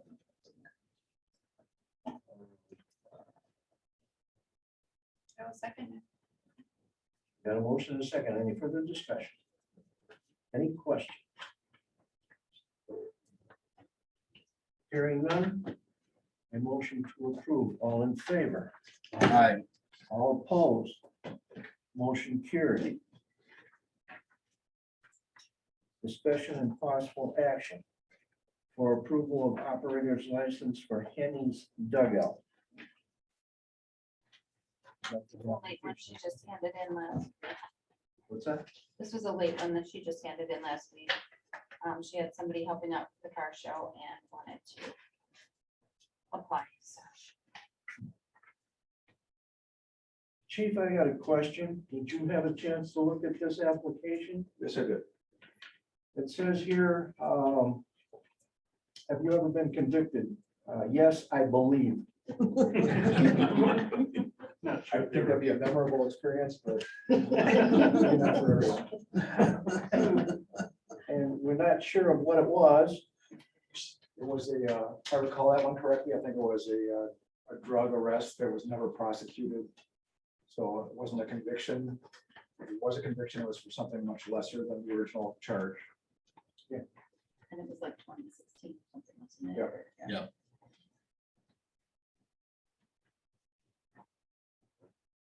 And Brenda, you said this was for them to use when you're gonna be staffing the car show? No, that day, she or- had a volunteer that was helping with the car show that Oh. day with her other operators, and she said that she would help out and pick up some hours, so Oh, okay, that's why she's applying for the license. okay. But I mean, this lady would be She would, continuing. yep, to work Okay, there. gotcha. I didn't know if it was just a Yep. one-day thing. No, she's. We were kind of continuing to work there. backtracking. Got it. I'll make a motion to approve the operator's license for Henny's. Second. We've got a motion and a second to approve the operator's application. Any further discussion? Motion to approve. All in favor? Aye. Opposed? Motion carried. Discussion and possible action on sale of village assets. I think this was the chief. This is regarding a couple of police owned items. One is, as you remember, we were given 2 rifles by Jeremy Johnson and the Wisconsin Firearms across the street, which leaves us with 2 rifles that are old that we don't need. What I'm requesting permission to do is to sell them to Wisconsin Firearms. It's a standard practice. I checked with the Department of Justice and they said that we don't have any problem doing that. There's nothing special about these rifles. They're not short barrel rifles or anything like that, so it'd be available for some public use. Sell them. I'd like to keep the money from the sale of those rifles as a credit at the store for ammunition for training purposes. And the amount that they're talking about giving us is $300 a piece roughly, so $600. The second item is I'm happy to announce that as of tomorrow, we're going to be receiving our F-150 squad car that we ordered last October. So that leaves us with the 2011 Crown Victoria. What we're going to do is remove all the police markings and equipment from that car and give it to, not give it, but auction it off using a municipal auction service. I think that'll maximize our value on that.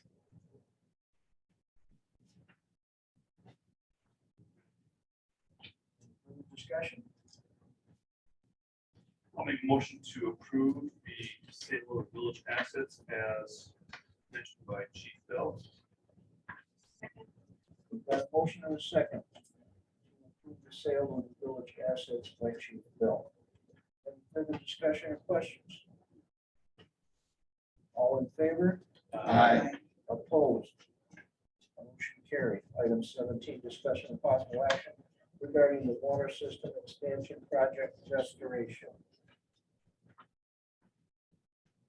I can provide a brief update on kind of where things stand. The Vinton contract completion date has already been amended once, as you'll recall, to August 26th. The most recent meeting with trustee Yates, Isaac from Strand, and Vinton took place a week ago Friday on site, where the dissatisfaction with the restoration was communicated to them again. I was out on vacation last week, so I haven't had a chance to verify, but Isaac told me that they did complete some more restoration work this last week. ESI is the subcontractor that's doing the landscaping. They have asked that everybody kind of mow the area to keep the weeds down, and that grass will eventually germinate. We'll monitor it. It will take 20 days, etc. Obviously, folks are beyond frustrated with the situation. Trustee Yates kind of shares that sentiment. To a point, Vinton shares that sentiment as well. So the tools that we have, I guess the next two things could potentially happen. One is the final contract completion date is coming up on August 26th. So this is going to come to a head unless they ask for another extension.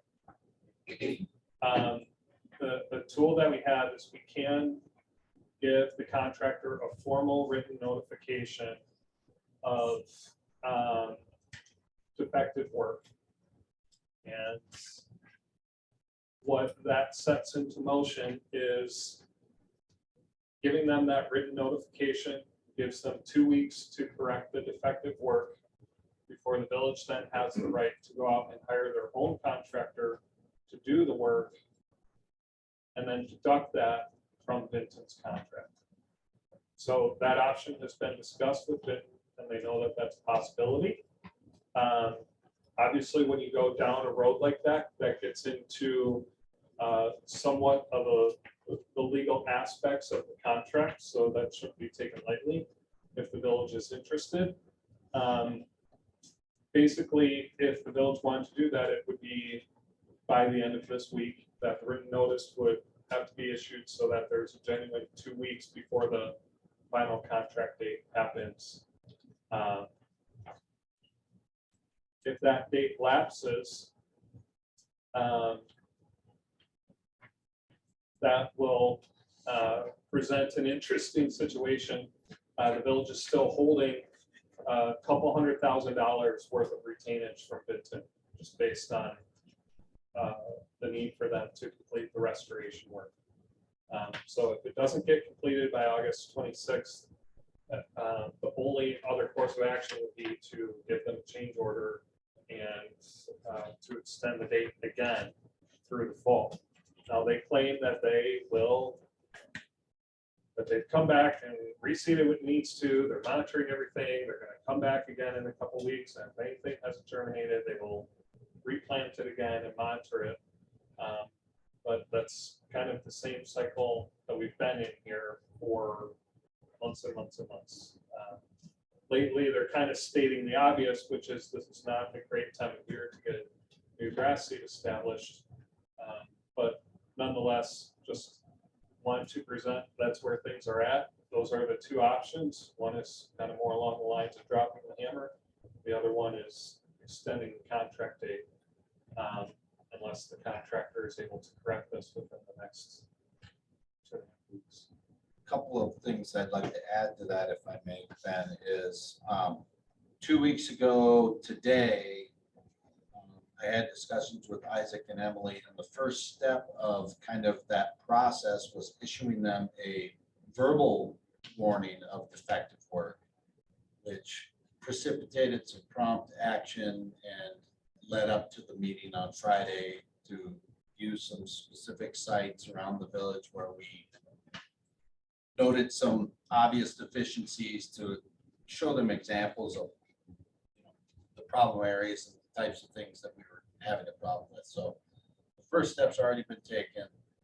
The written warning of defective work has been laid out, is right there. I've had it up to here with those guys. The other thing to mention is that not all of the restoration work is the responsibility of Vinton and or ESI. There's also restoration work that's required to be done by Mid-City for their portion of the project. And I know that there are a few trouble sites in the village that are awaiting corrective action from Mid-City. I've also had Strand reach out to now 3 times, I believe, as of today, to get an update on their schedule for restoration work. So trust me, the frustration is everywhere when it comes to this work. And it's not for a lack of trying to get this done. We've got the dates. We know the dollars that are being held for both companies. And they're not being let off easy. Let's just put it that way. That extension that then you were talking about, is that something that we request or they would request? That August 26th deadline. The way that it happened last time is we told them they should request it. And I think that's the route we would take, because this notice, if there's no pending extension, then this notice of defective work will have to be issued on Friday, the written notice. So, you know, we would, we had someone from Strand out this afternoon reviewing it, taking some photos, etc. We have not communicated with Vinton since that time. So we'll get in touch with them tomorrow and let them know, you know, whatever the general sentiment or direction from the board is, and we'll let them know. You either gotta get it done by August 26th, request an extension, or we're issuing this letter on Friday. Well, you basically have to get it done by Friday, or we're issuing written warning by Friday. Or they need to request an extension. It's been getting it done even. I don't think it's, I haven't seen the progress report. So Yeah, it's essentially down to getting grass to germinate. And they plant the grass seed to get it to germinate. Yeah. And I saw very little of that, just to be frank with you, Ben. It was pretty pathetic. Okay. I mean, there was like little patches where the grass kind of grew in, and we watered it. Sure. I talked to it. I tried to get it to grow. You know, we did it. I took the dogs out there, fertilized it, and the weeds really liked it there. Yeah. Right. But the grass, because it didn't really exist, there's almost entirely bare. And I priced grass seed. I seeded it before they came back to see if I could make this work without them. Yeah. And then they put the over the top of my nice dirt and my grass seed and put weeds in. Sure. So, and, you know, pretty soon I'm gonna get a fine.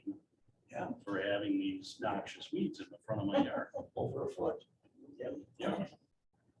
So I can't cut them with my lawnmower because they're too thick. Right. I gotta get the chainsaw. Yes, exactly. You can get stalks as big as your thumb. For me, I think the concern is, are they gonna get this fixed before it starts snowing? And then we have to look at this patch for another year. You know, because it's really, and they didn't need to put the steel spikes in with the netting. Yeah. That was, I mean, we got a flat one. And now I gotta go through again and peel those steel sticks out so my John Deere doesn't get a hole in the tire when I drive over. And One of them pulls up. the fact of the matter is, they can complain all they want about not having time to let the grass seed germinate, but they've had a lot of time to Oh, yeah. have done this Yeah. correctly. They've had plenty of time, and had they watered like they were supposed to when they first put it down, wouldn't be having a lot of these issues right now. Yep. So had they done their job to start with, this would all be done. The first time. Yes. Or use the right soil, screen topsoil, not Correct. not gravel pit crap.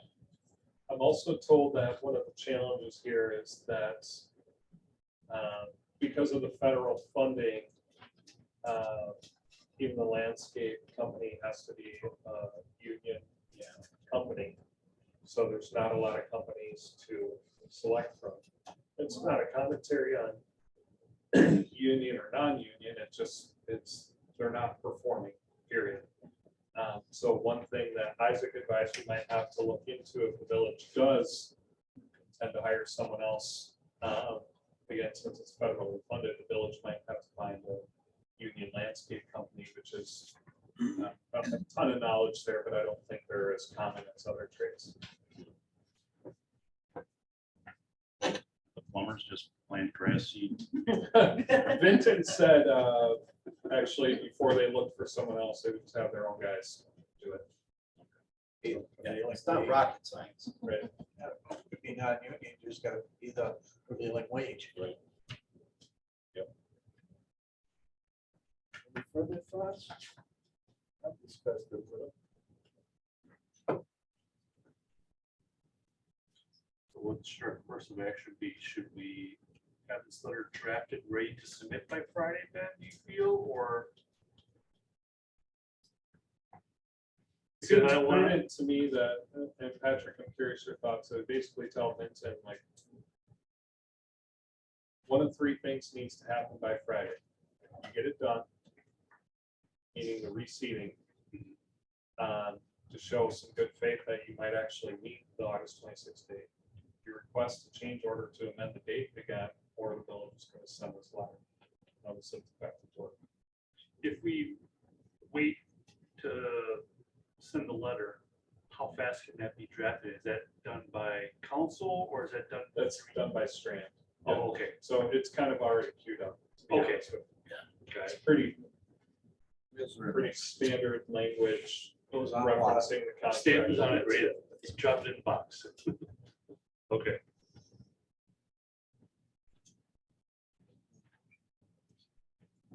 I'm not exactly sure how we should motion to describe this motion.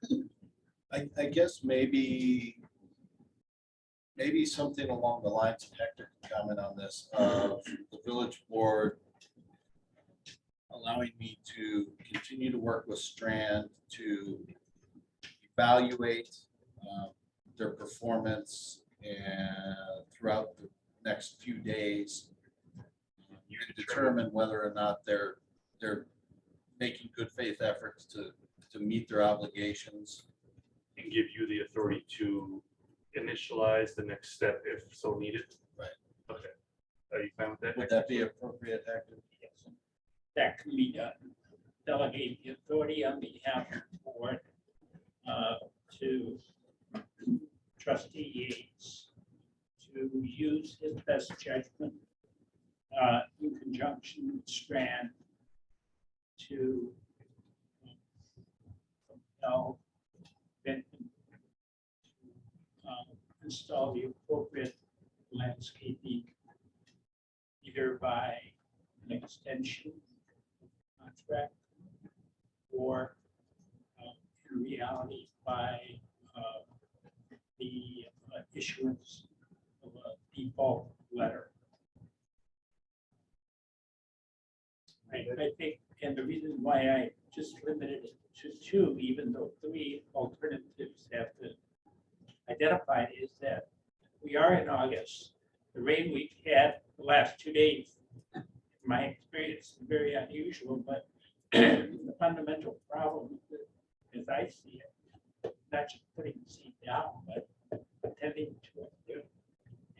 And that may take into the fall. And they claim to have gotten water trucks out here recently, but I haven't seen it. I don't know if anybody else has. I did. They've been down, I think, twice. Problem that I see is the weeds have all taken over already. You gotta get rid of the weeds now before you can get any grass seed to germinate. Yeah, and they stated they want the homeowner to weed whack or mow over the areas. Yeah, it's a little late now, but that's what he told us at our meeting on Friday. Well, the homeowners do this, that'll help. They you can come grass. underneath, they can come underneath mine and my mower deck and remove all of that fine mesh that my deck sucked up. Yeah. Yeah, That's. and it's in the bearings and everything else, so, That's another yeah. problem. Remind me, I'll send them a bill.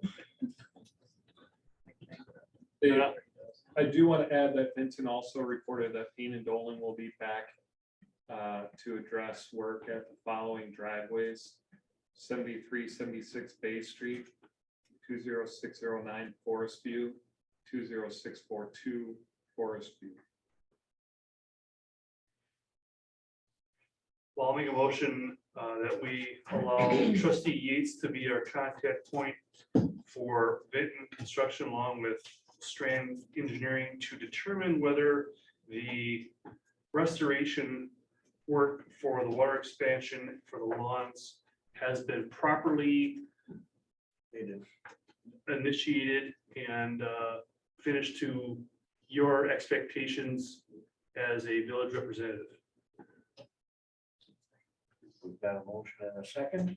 Any further discussion? Motion to approve. All in favor? Aye. Against? Motion approved. Item number 18. Discussion and possible action on change order number 2 for Mid-City Contracts 2033 for private property plumbing work.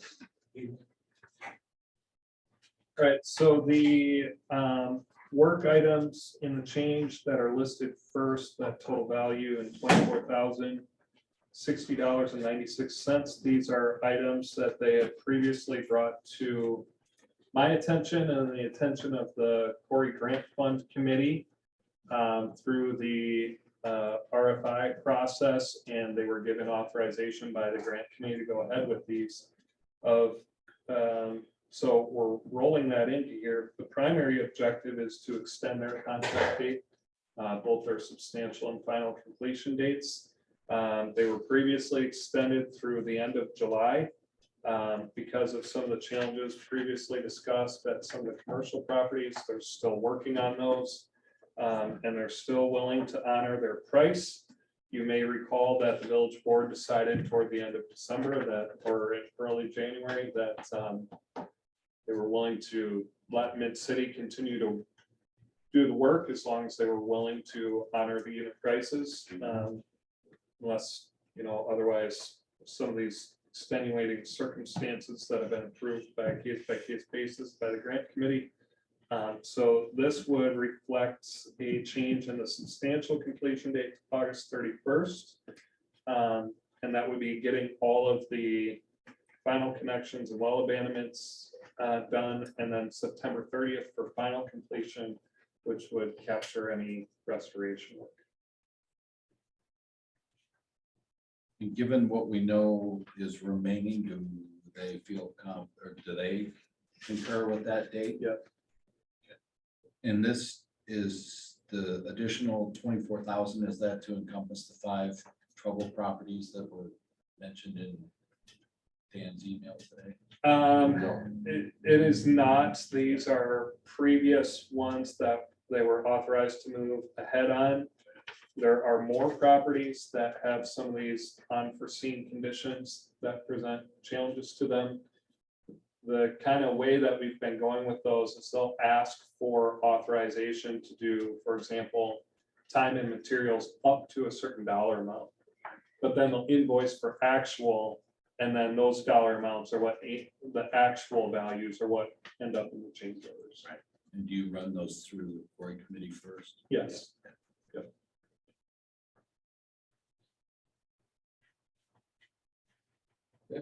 I'll make a motion to approve change order number 2 for Mid-City Contract 2033 as presented. I'll second. We've got a motion and a second to approve change order number 2 for Mid-City Contract 2033. Any further discussion? Question?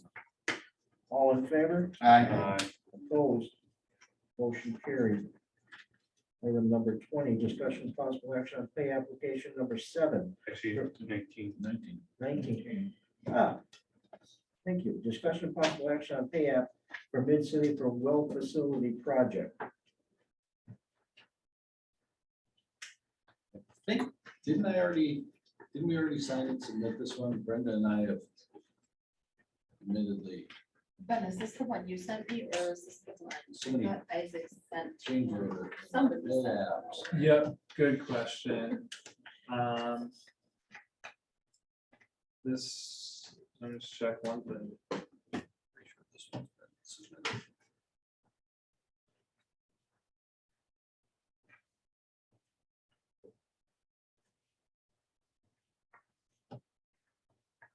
He indicated that it's not, this is pay app number 3. He indicated that it still needed to be signed. It may have been approved at a previous board meeting. And we just Didn't sign. rolled it over just because it wasn't signed.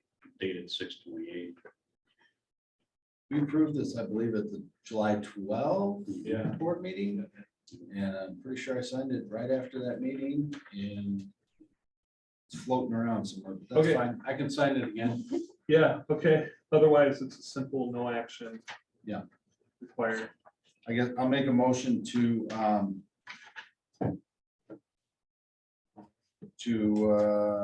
what are we looking at here?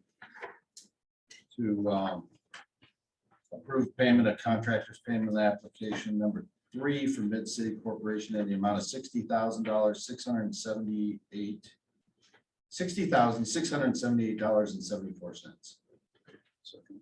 Got a motion and a second. To approve pay order number 3. All in favor? Aye. Opposed? Motion carried. Discussion and possible action on pay application number 7 for Mid-City Contract 2033 for private property plumbing work. I'll just point out that this request for payment is again related to the private plumbing in the amount of $73,460.09. It reflects the dollar amount of change order 1. Obviously, change order 2 was not approved at the time this was submitted. I've reviewed this and would recommend payment. I'll make a motion, we pay application number 7 for Mid-City contract 2033 private property plumbing work in the amount of $73,460.09. Second. Got a motion and a second to pay the application 7 for Mid-City Contract 2033. Any further discussion? If we agree to pay it, but don't release the funds until they have completed their grass and asphalt restoration. Well, Mid-City isn't responsible for any of the asphalt. Well, I take that back. They did have some minor asphalt restoration work to do, but I believe that's all been done. So this is different than the ESI contract, and we still have retainage on this one as well. Yeah, right? retainage being held on this one is 5% of the total contract amount to date, so that's $70,000 and almost $700 that's being withheld. Any further discussion? Becky, satisfied with that? Yep. Hearing none. All in favor? Aye. Opposed? Motion carried. Discussion of possible action on enforcement items as referred by the planning commission for various sites. Chief?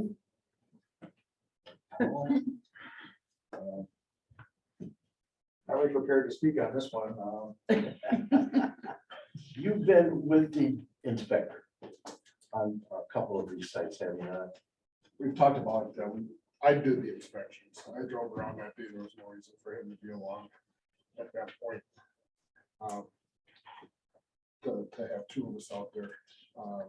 So I had sent in photos, which I think I Yes. subsequently sent you after, I didn't realize that you didn't receive them. And the notes on what I think we should do on the sites that are not readily accessible. As opposed to going in there just showing force with a police officer, I think we should be requesting access to the properties. And if they say no, then we have Hector give us the inspection warrants to go on site. At that point, if they don't give us access.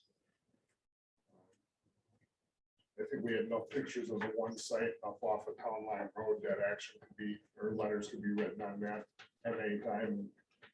And those addressed if that's what we're gonna do.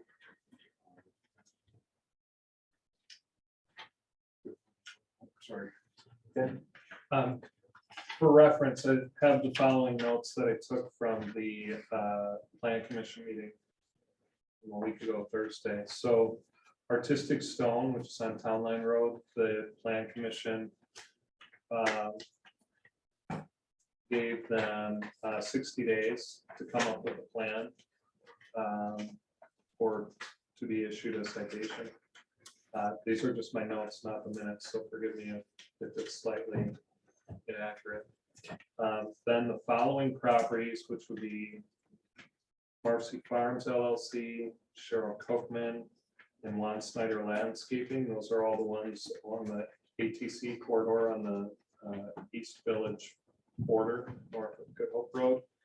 I just noted that those three properties specifically were to be sent to village board for action, and that the for those three, that the building inspector and village attorney work together to assemble a case.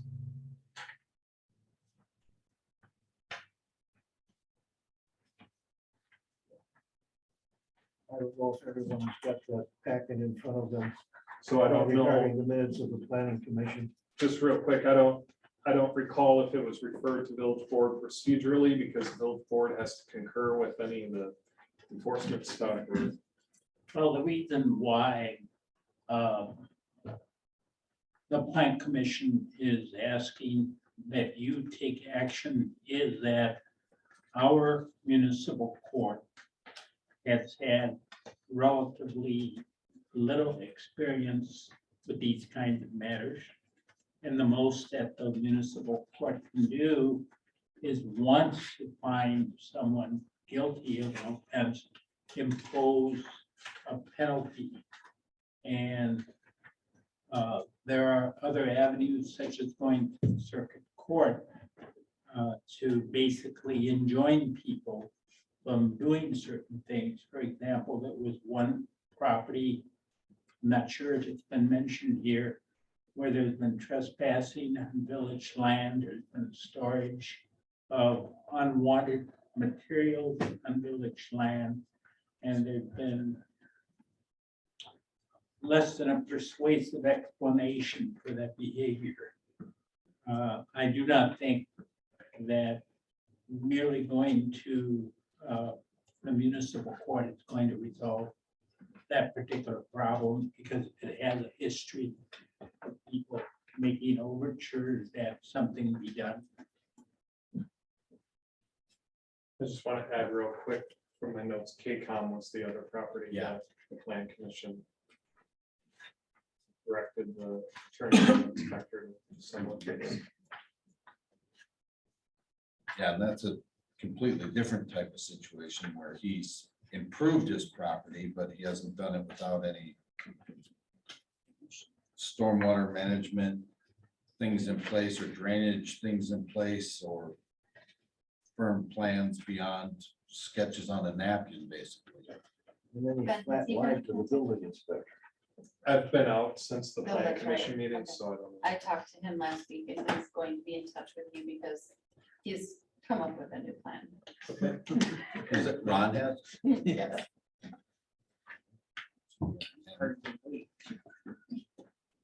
So I have a question. I don't know if this is the appropriate place. If it's not, then you just tell me and we'll follow up in a different fashion.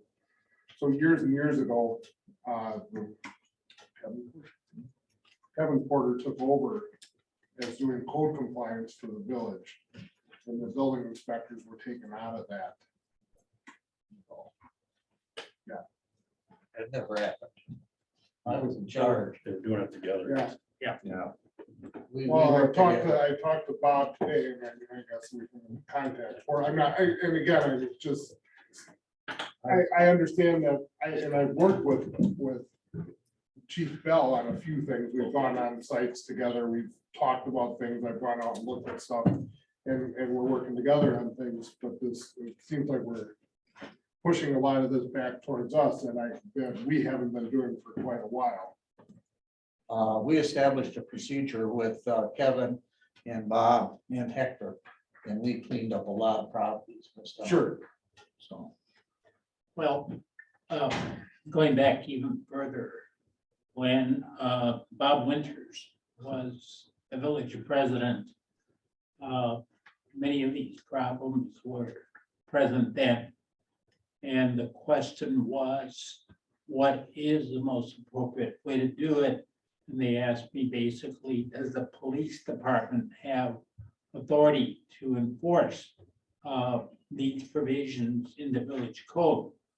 And there was actually an amendment made to the village code to clarify that the police department has the authority.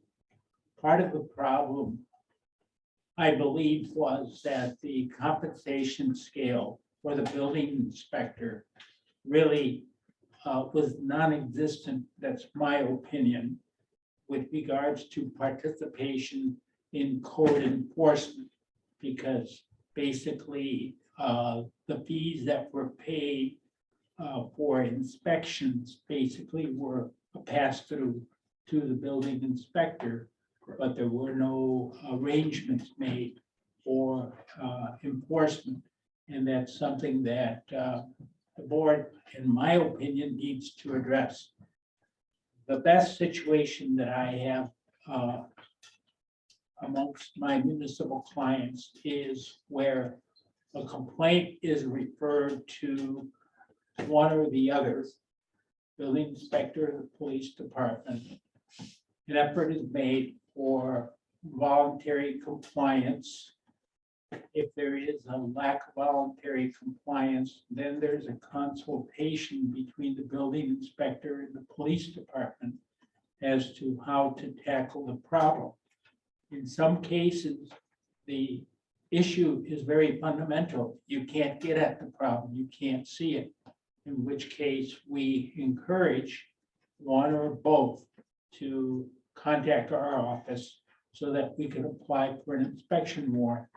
Once the inspection is conducted and documented, because judges don't favor these kinds of cases, they're not easy to untangle. Because you have recalcitrant people who are indifferent, who have lived with conditions that are fine with them, but it impacts the neighborhood, it impacts the community. So a formal letter is signed. Ideally, I like to have the building inspector sign it if there is expertise there. If you're basically in an area of interpretation, having both the police department and the building inspector sign the letter, giving the person a reasonable period of time to correct the problem. And then if there is a failure to correct the problem, then a referral to us with a report which basically said, we got this complaint, we did this informally, we contacted the people, they refused, or we got an inspection warrant. In other words, you work up a case file and you give it to us, and then we initiate the prosecution. We have gotten some large fines, but our approach basically has always been, look, this is being done for the betterment of the community rather than the collection of money. And there are some people that, beyond my comprehension, just pay certain fines, but the problem continues. And that's not satisfactory for the community. So it does take community resources to accomplish this, but that would be the protocol that I would recommend. Right, so in my experience through the years of doing, doing this in other communities and stuff. One, you need the attorneys to work with you very closely. To make sure that when we do get it in front of the court, that the court understands it. And when the court finds him guilty and the guy pays the ticket, we are right on board reissuing citations, and it's a continual thing. Because eventually, the $200 ticket becomes a $400 ticket, to a $6,000 ticket, to a $25,000 ticket, if this thing goes on for months and months and months. And the board, the attorneys, the judges, the prosecutor, everybody needs to be on board that this is what Village of Landon wants. Because if there's anybody in the system that's not willing to take that stand and stand up in front of the crowd and go, this is what we want, it's gonna fall apart quickly. And everybody's gonna make a ton of enemies on this. It's gonna cause a small war, and I think the other thing that, I don't know that Dan and I've talked about this much, but I've seen this in other communities. I think, do we have a written policy on complaints? Are they anonymous? Are they written? Are they signed? Where does the board or where does Landon stand on anybody who's submitting a complaint? Now, I understand some of this stuff is coming from the board or the plan commission on some of these bigger issues. But how are we going to handle the smaller stuff that's going to come in that neighbor A complains about neighbor B? Is that going to be a written signed We've got a document? formal written form Okay, that we is do. in the office that anybody can file. Okay. Number one. And that has to be done before we take action on No, this? it does not, Okay, but it should be. It should be.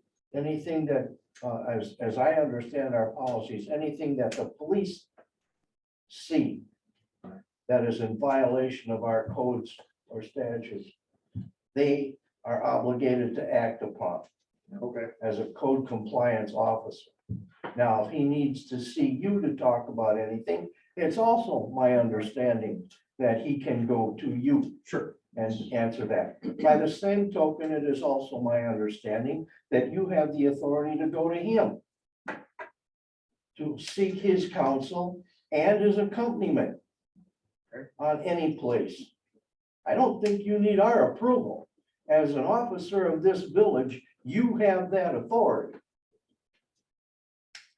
Now, the one thing to keep in mind, when I say you, both departments have discretion. Not every time a police officer sees a speeding car does he chase after it, stop it, and issue a ticket. He uses judgment. Sometimes there's a line of cars speeding and he catches the first one he can catch, type of thing. So you have to be on the lookout for situations where we do have friction between neighbors and they call on each other because of this or that. And that's why informal mediation should be attempted, but documented also. And if there's dissatisfaction, well, you can refer them to the plan commission, or you can refer them to the trustees. I think additionally, Mr. Summers had requested that he at least be notified before any letters got sent out to certain offenders as well, right? So he wasn't blindsided with phone calls and whatnot, but I think that would be a personal decision of the president at the time, I think, but.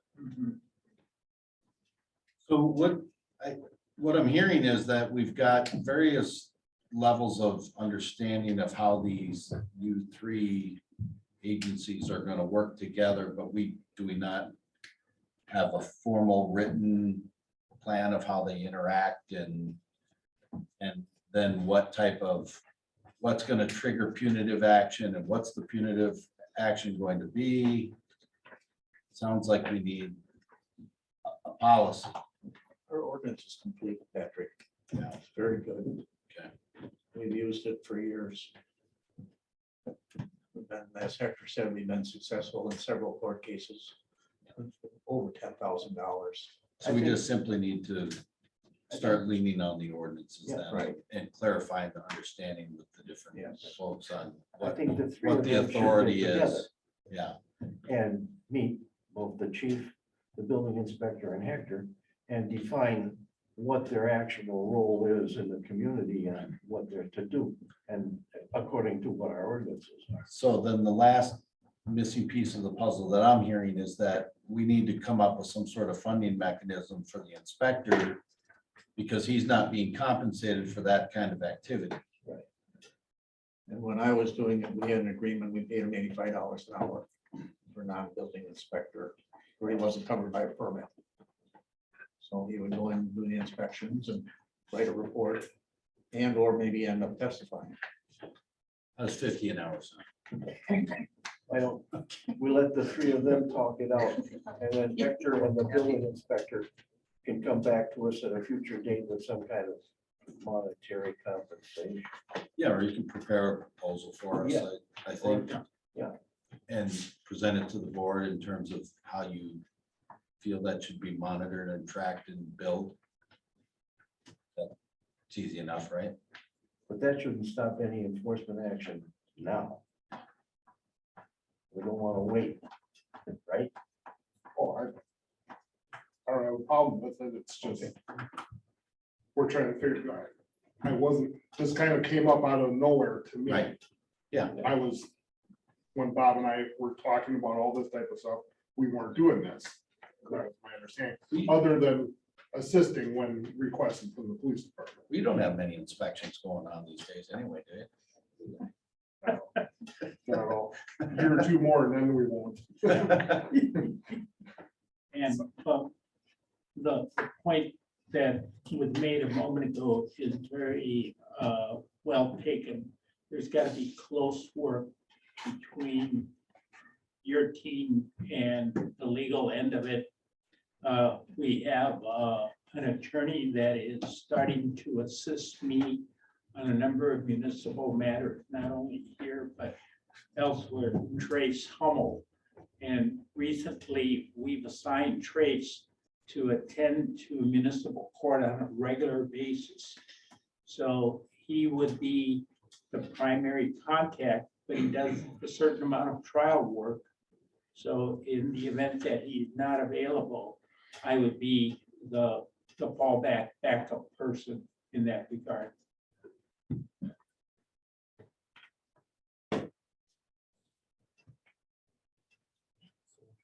Patrick, Yeah. any questions? No, I don't think so. I think we just need to make sure we have a clear understanding of how we're gonna move forward on these things first and then start moving. That's what I'm hearing. We need a motion. What should that motion read like? I will make a motion that we table any enforcement discussions at this time for the proposed sites to allow time for the police department, the building inspector, and the village's legal counsel to confer on a process and a compensation schedule for the inspector, and come up with a solid plan and present that along with the requested fee amounts for the inspector at the next board meeting. Not a motion. We now have a second. Any further discussion? Any input from? I believe the contract may have that address. I was trying to see if I could pull it up. It's not looking like I can right now. Okay. So the contract, the current contract may already have language in there for that. Well, then you can talk to Hector about. Yeah. Okay. We have a motion and a second. Any further discussion? If none.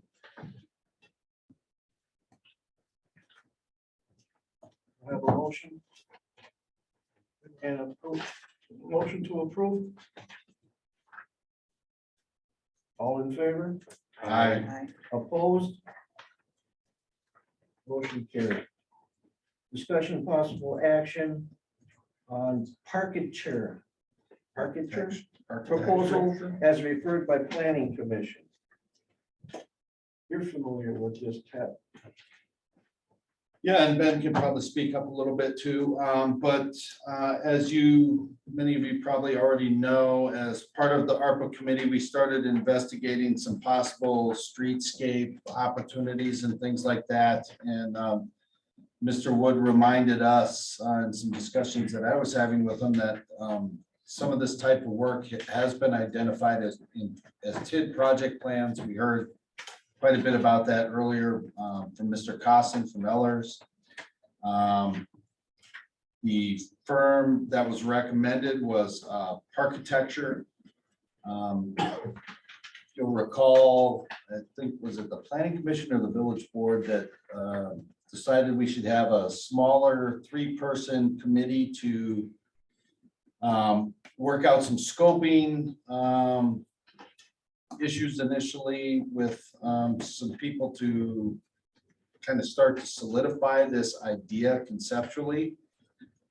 That group is myself, Liz Ilnicki from the LBA, and Jennifer Bartelt, who's a homeowner and a business owner here in town. We had a meeting with Blake from Parkitecture, who's here tonight.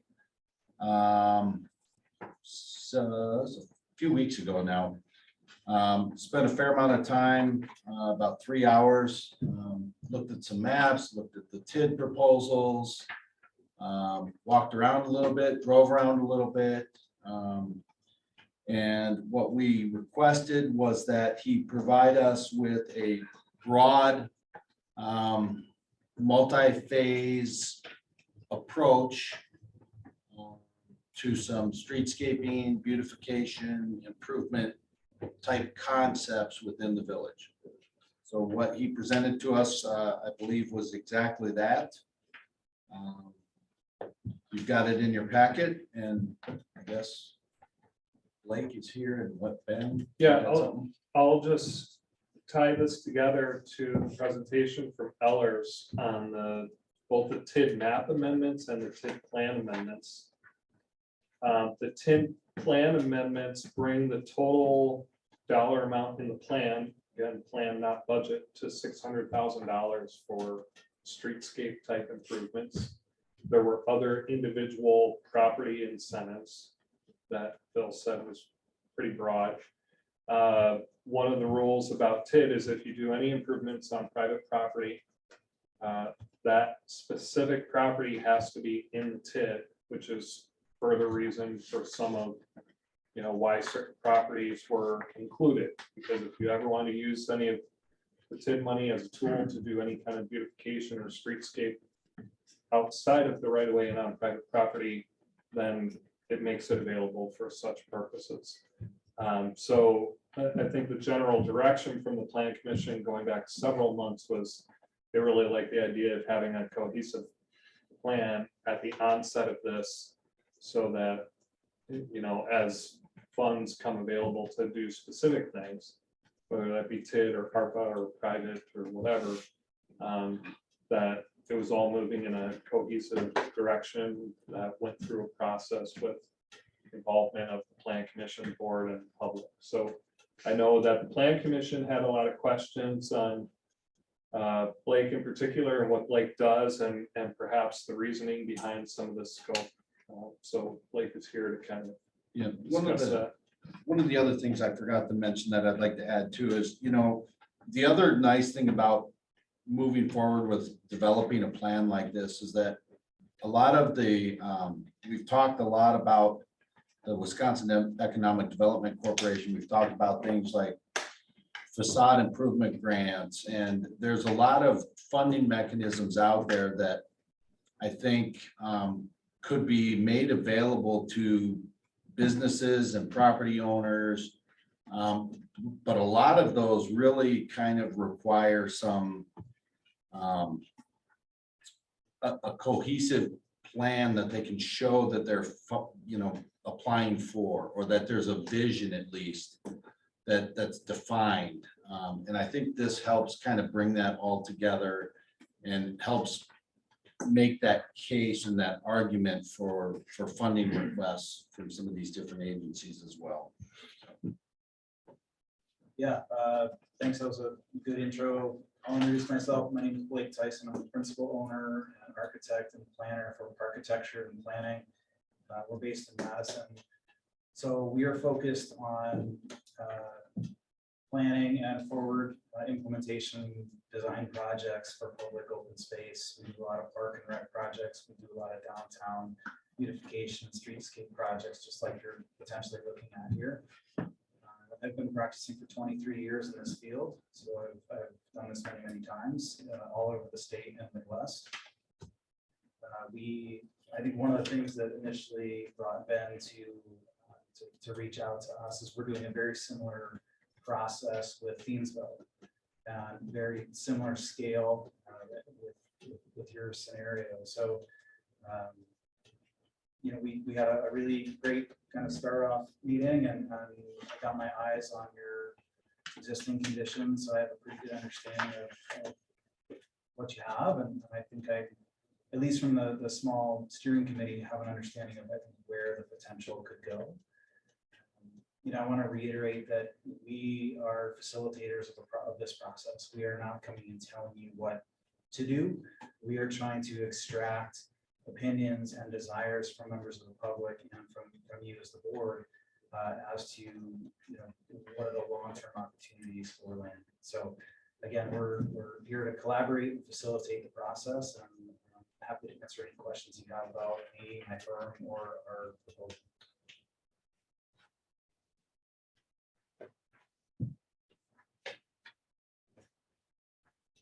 I have a question, Blake. Do you have any recent projects that are in a similar size that are completed? Have you done kind of what you're proposing here for us? Yeah, sure. So as I mentioned, we work all over the state. Yeah. If you've ever heard of Mercer, Wisconsin, it's way up north, a very small population, very small, dense downtown. We completed that project a few years ago, renovated the entire downtown. We're able to secure some of the private grants that Patrick mentioned to help private businesses redo the facades of their buildings. That was a great success. Implemented a process in Edgerton, another small community south of Madison. Burlington. Thiensville is ongoing now. So Edgerton and Burlington and Mercer are all completed? They are, yep. We're still working with Menominee Falls on improvements in their downtown district. Okay. So that's a very close example, different scale, population, but yeah, very near. So if you wanted to go see representative examples of our work, that's an easy one to road trip to. So we work with communities of all sizes. I work with the city of Kenosha, some in Milwaukee, doing quite a bit of work in downtown Gainesville, Beloit. Are there any of these on your website, or is it architecture.org? Architecture.org, that's correct. I'm trying to think if any of the streetscape projects would be on there. Yeah, so some of our deforest work would be on the website, or I can send you example images if you prefer that too. Yeah, if you had maybe like, and I don't know if you put this together before or not, but conceptual renderings. Yeah, we saw the conceptual. Finished photograph. Sure. Right, that would be Here's what we kind of visualized. Here's what it ended up like. I don't know if something like that exists or not, but that'd be pretty cool to see. Yeah. That would be. Yeah, sure. I can't find my socks sometimes, so it's hard to have that image. So actually, another really great example is Shawano.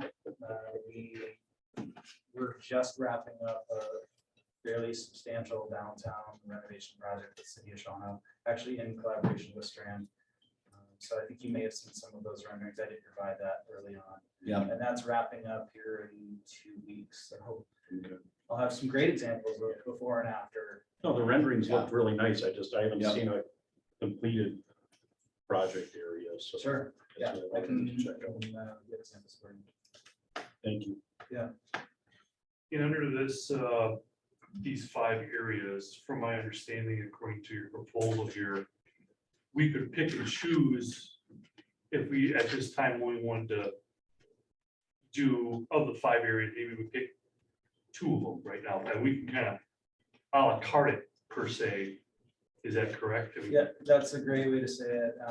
I really am a believer in menu of options approach. You know, because as we get into one task, we may discover that another thing on that menu is not necessary or may need to evolve. So I think that's a wise way to do it, you know, take a little chunk at a time. And while there is maybe some efficiency of scale if you do multiple tasks at a time, because we can combine meetings, etc. I think that, you know, I'm not far away. It's easy enough to come in and out. I'm working, I drive through here weekly, so I'll be back tomorrow morning for the falls, but so yeah, that's a great. Yeah, I think, Patrick, you might agree that as I look at these 5 areas, my personal opinion was area 1, which is our Main Street visioning concepts, and area 3, the Village Civic Center redevelopment plan, because not only are we talking about that with the TIF districts, but also some of the ARPA meetings we've had, kind of exploring those areas already with some of the ideas and design concepts that we were thinking of. I think those would be maybe 2 of the areas that might be the most, I don't know if you want to say, important or most visually pleasing to the village at beginning of this whole, you know, start. So I think I was kind of thinking through the same process. I almost feel like number 4 would need to come before anything else almost, really. Okay. Because those are your design guidelines, right? So now you're trying to set a tone. You're gonna start talking about, you know, what you want it to look like. I personally, and again, this is just my approach, I would be in favor of doing them all right up front and just get the whole thing done, full kit and caboodle. Would be my approach. But that's just me. What kind of timeline are we looking at for something like that? I think we had initially talked about trying to work through the winter, get the public engagement process, you know, when things aren't so crazy with summer schedules, and then looking to have some plans to present in the spring. So late winter, early spring.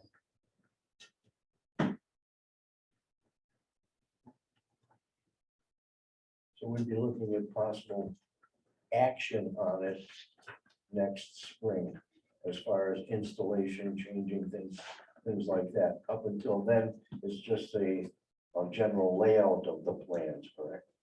Yeah, so this process that we're proposing is really the visioning and the conceptual design process. I think once we all agree on a roadmap forward, then you start taking chunks of it for implementation, whether that gets rolled into your 23 or your 24 capital budget. Depends on how much you want to bite off. I have a couple of questions. I know that's well, specifically Mike Grimm from the Plan Commission had brought up the cost and how our community is going to feel about that. And just wondering why we haven't gotten a second bid, nothing against architecture, but is that something that we are possibly going to look at, or that we should look at maybe? Yeah, I think it would be prudent. I don't know who that is, though. I don't know what other companies do that.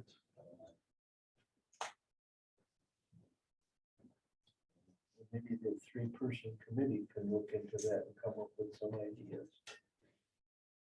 I mean, this is, yeah, I mean, we're certainly not under any time constraint. You're not under the gun.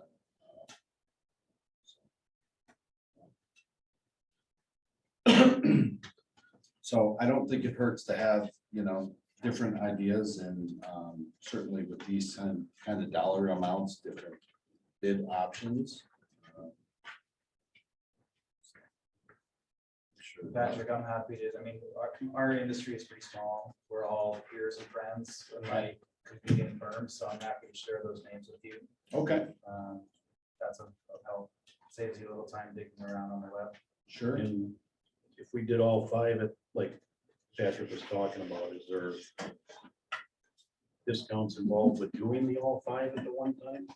I think you'll find when you talk to some competition, these are discounted rates. Yeah. We're a small firm. We have a very different pricing structure than some of the big companies, so. I have to ask. Yeah, no problem. Appreciate that. And again, this would be funded through TID revenue. Significant amount of TID money is in there for things like planning and implementation as well. So, That 600,000 that Ben had mentioned was earmarked for that.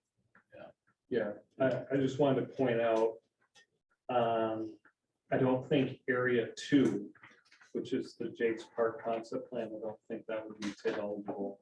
But based on the amended TID plans, I think the other 4 areas would be TID eligible. yeah, that's a good point. And then, of course, just because I'm kind of about that way, I'll throw out there again that being as I'm heavily involved in beautification, I like to be involved. Yeah, absolutely. So I think the process, and again, I haven't been through this before, so maybe Blake can speak to this or Ben. I think the idea is that smaller steering committee, get the ball rolling a little bit, and then you start bringing in additional stakeholders from the community, and whether that's board members or other business community members or the public. I don't really know what that typically looks like. Yeah, I think it's a combination of all of those parties. I've found over the years that if we have something for people to react to graphically, you get much more engaging feedback. Yeah. Than if I stand up here and say, what do you think?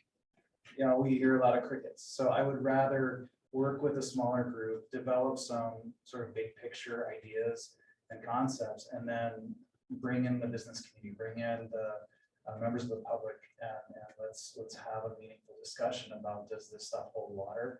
Does it need to move one way or the other? See where it goes. To me, that's the fun part, is having those engaging conversations. Right. So there'll be definitely opportunities, I think, for that, whichever direction we go. Your desire has been Yeah, I know. noted and noted again. I'll make a motion that at this time we table this and seek additional bids for, we call it the village beautification renovation plan. I'll second. We've got a motion and a second to table item number 22. Until we get further information from the steering committee. I'll just thank you, Blake, for being so willing to come forward with those other options too. I appreciate it. Yeah, You of just course. wanna Do you want email me me to send, those. you want me to send it to Ben or you, or how do you? want You me can to- send it to both of us. I think. You got it. We have any further discussion? Any questions? All in favor? Aye. Opposed? Motion carried. Discussion and possible action on payment of the bills. I'll make a motion to pay the bills as presented by the clerk earlier at the finance committee. A second. Got a motion and a second to pay the bills. All in favor? Aye. Discussion and possible action updating mid-city plumbing list of non-hookups to water. service. Ben? I just reached out to Dan McClendon today. And he kind of confirmed what's in your packet here. There are 5 properties that are residential. There's 4 on the list for commercial. One of those is on the list errantly. Well, I need to verify that. But yeah, so altogether, less than 9 properties. Yeah. Help me out, Patrick, but as recently as 2.5 weeks ago, someone, Schlafer Auto turned in their consents. Yep. And Mid-City still agreed to do the work at the contracted rate, so. Yep. That's the list. What you want to do from, with that is kind of, So we're gonna use that in the closed session items. okay. Yeah, I We think, got verification on it. I thought Gabor was hooking up, I know his property's for sale, and I thought he was doing it himself. yeah, I think, Yeah, so the commercial ones, they're allowed to use an outside plumbing contractor, so they're a little harder to track because we don't know if they've done that Right. Where they're at. until they actually get service turned on. Yeah. Right. So they So, still have to get a permit, don't they? yes. Yeah, do you know, did he pull a permit? She just asked me that, the name doesn't ring a bell for here. That's right up next to Ideal. He's the one that was upset because Ideal built the retaining wall on his land. Yeah. And there was that whole pissing match about. Do you remember that? Might be before my time. Do you remember the container condos he wanted to build? Remember hearing about that, yes. So do we need action or is this more of an informational? This is just an information.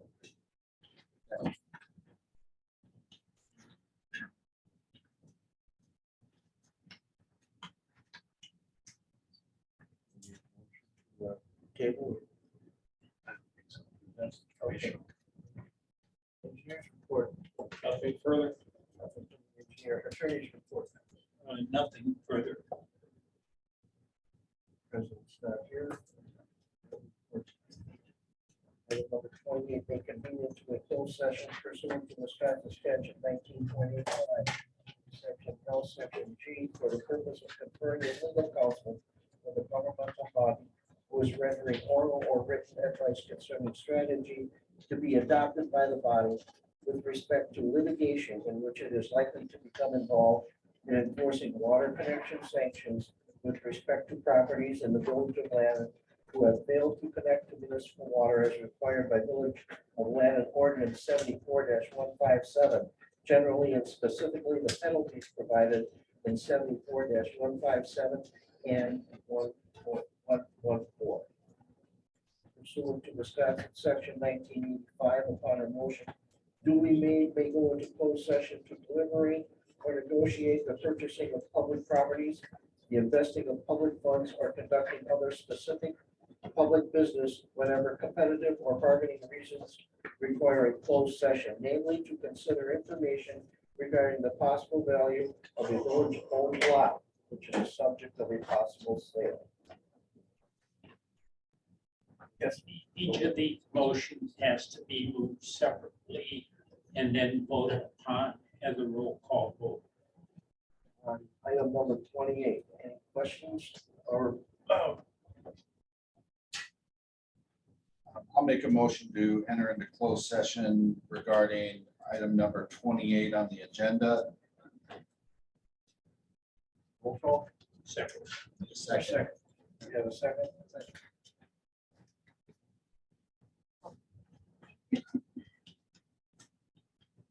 All right, Reed, Yes. Ellis. Yes. Jensen, Yes. Paquette, Yes. Yates, Yes. Martin. Yes. Let's make a motion to enter into closed session for item number 29 on the agenda. I'll second it.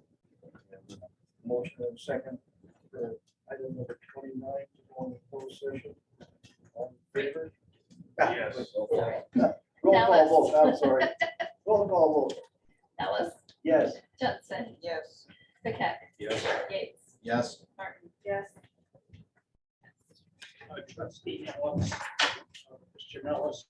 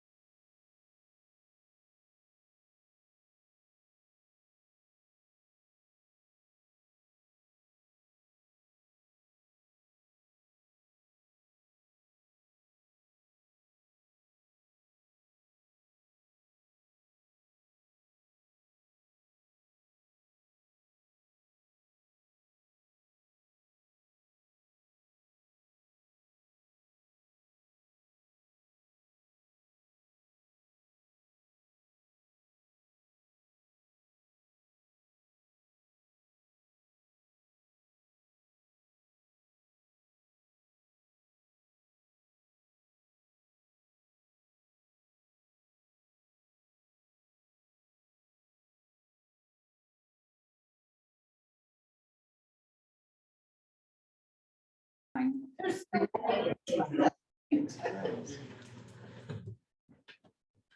you bring food? No. She had the keys. I have the car keys. Did you go get some Domino's? He could have walked. Car It's keys, not that right on, my bad. car keys for a block. Right? Yeah. Back in open session regarding item number 28. You wanted to make a motion on that? Yes, I make a motion that we pursue statute 74-157 sub D and 1-14 in regards to forfeiture for non-compliance of the ordinance for the water hookup, effective June 1st. June 1st. 2022. And with, and with a reevaluation at the December board meeting. Yep. Got a motion in a second. Any further questions? Yes, sir. Yeah. Do you want to give our office the authority to pursue just one of the two remedies while reserving the second remedy? Enforcement of the 95% of the water. Yeah, okay, so I'll amend that with giving village council the authority to pursue how would it, like a second action? second Yeah, action, Pursue the. second action of the Yeah, findings. Yeah. Okay. Definitely. Any further discussion? All in favor? Aye. Opposed? Motion carries. Item number 29. That we already, 31. Yeah. No, 29. That's the 29 property. is our We're not- Property. Our water tower property. yeah, that We're Hector not said doing was anything with to that. be We already closed- did that in closed session. closed session. yeah. Do we need to vote on it in open? No, session? No. not yet. No. Okay. I'll make a motion to adjourn. Second. Motion to adjourn, second. All in favor? Aye. We're adjourned. Motion for dinner. I'm going, actually, I'm going to get my Frozen medicine. I don't care what it is. Yeah, at this point, it's when I don't care what it is. Everybody have a good night. Amy, thank you again for managing Take our care of the owl, yeah.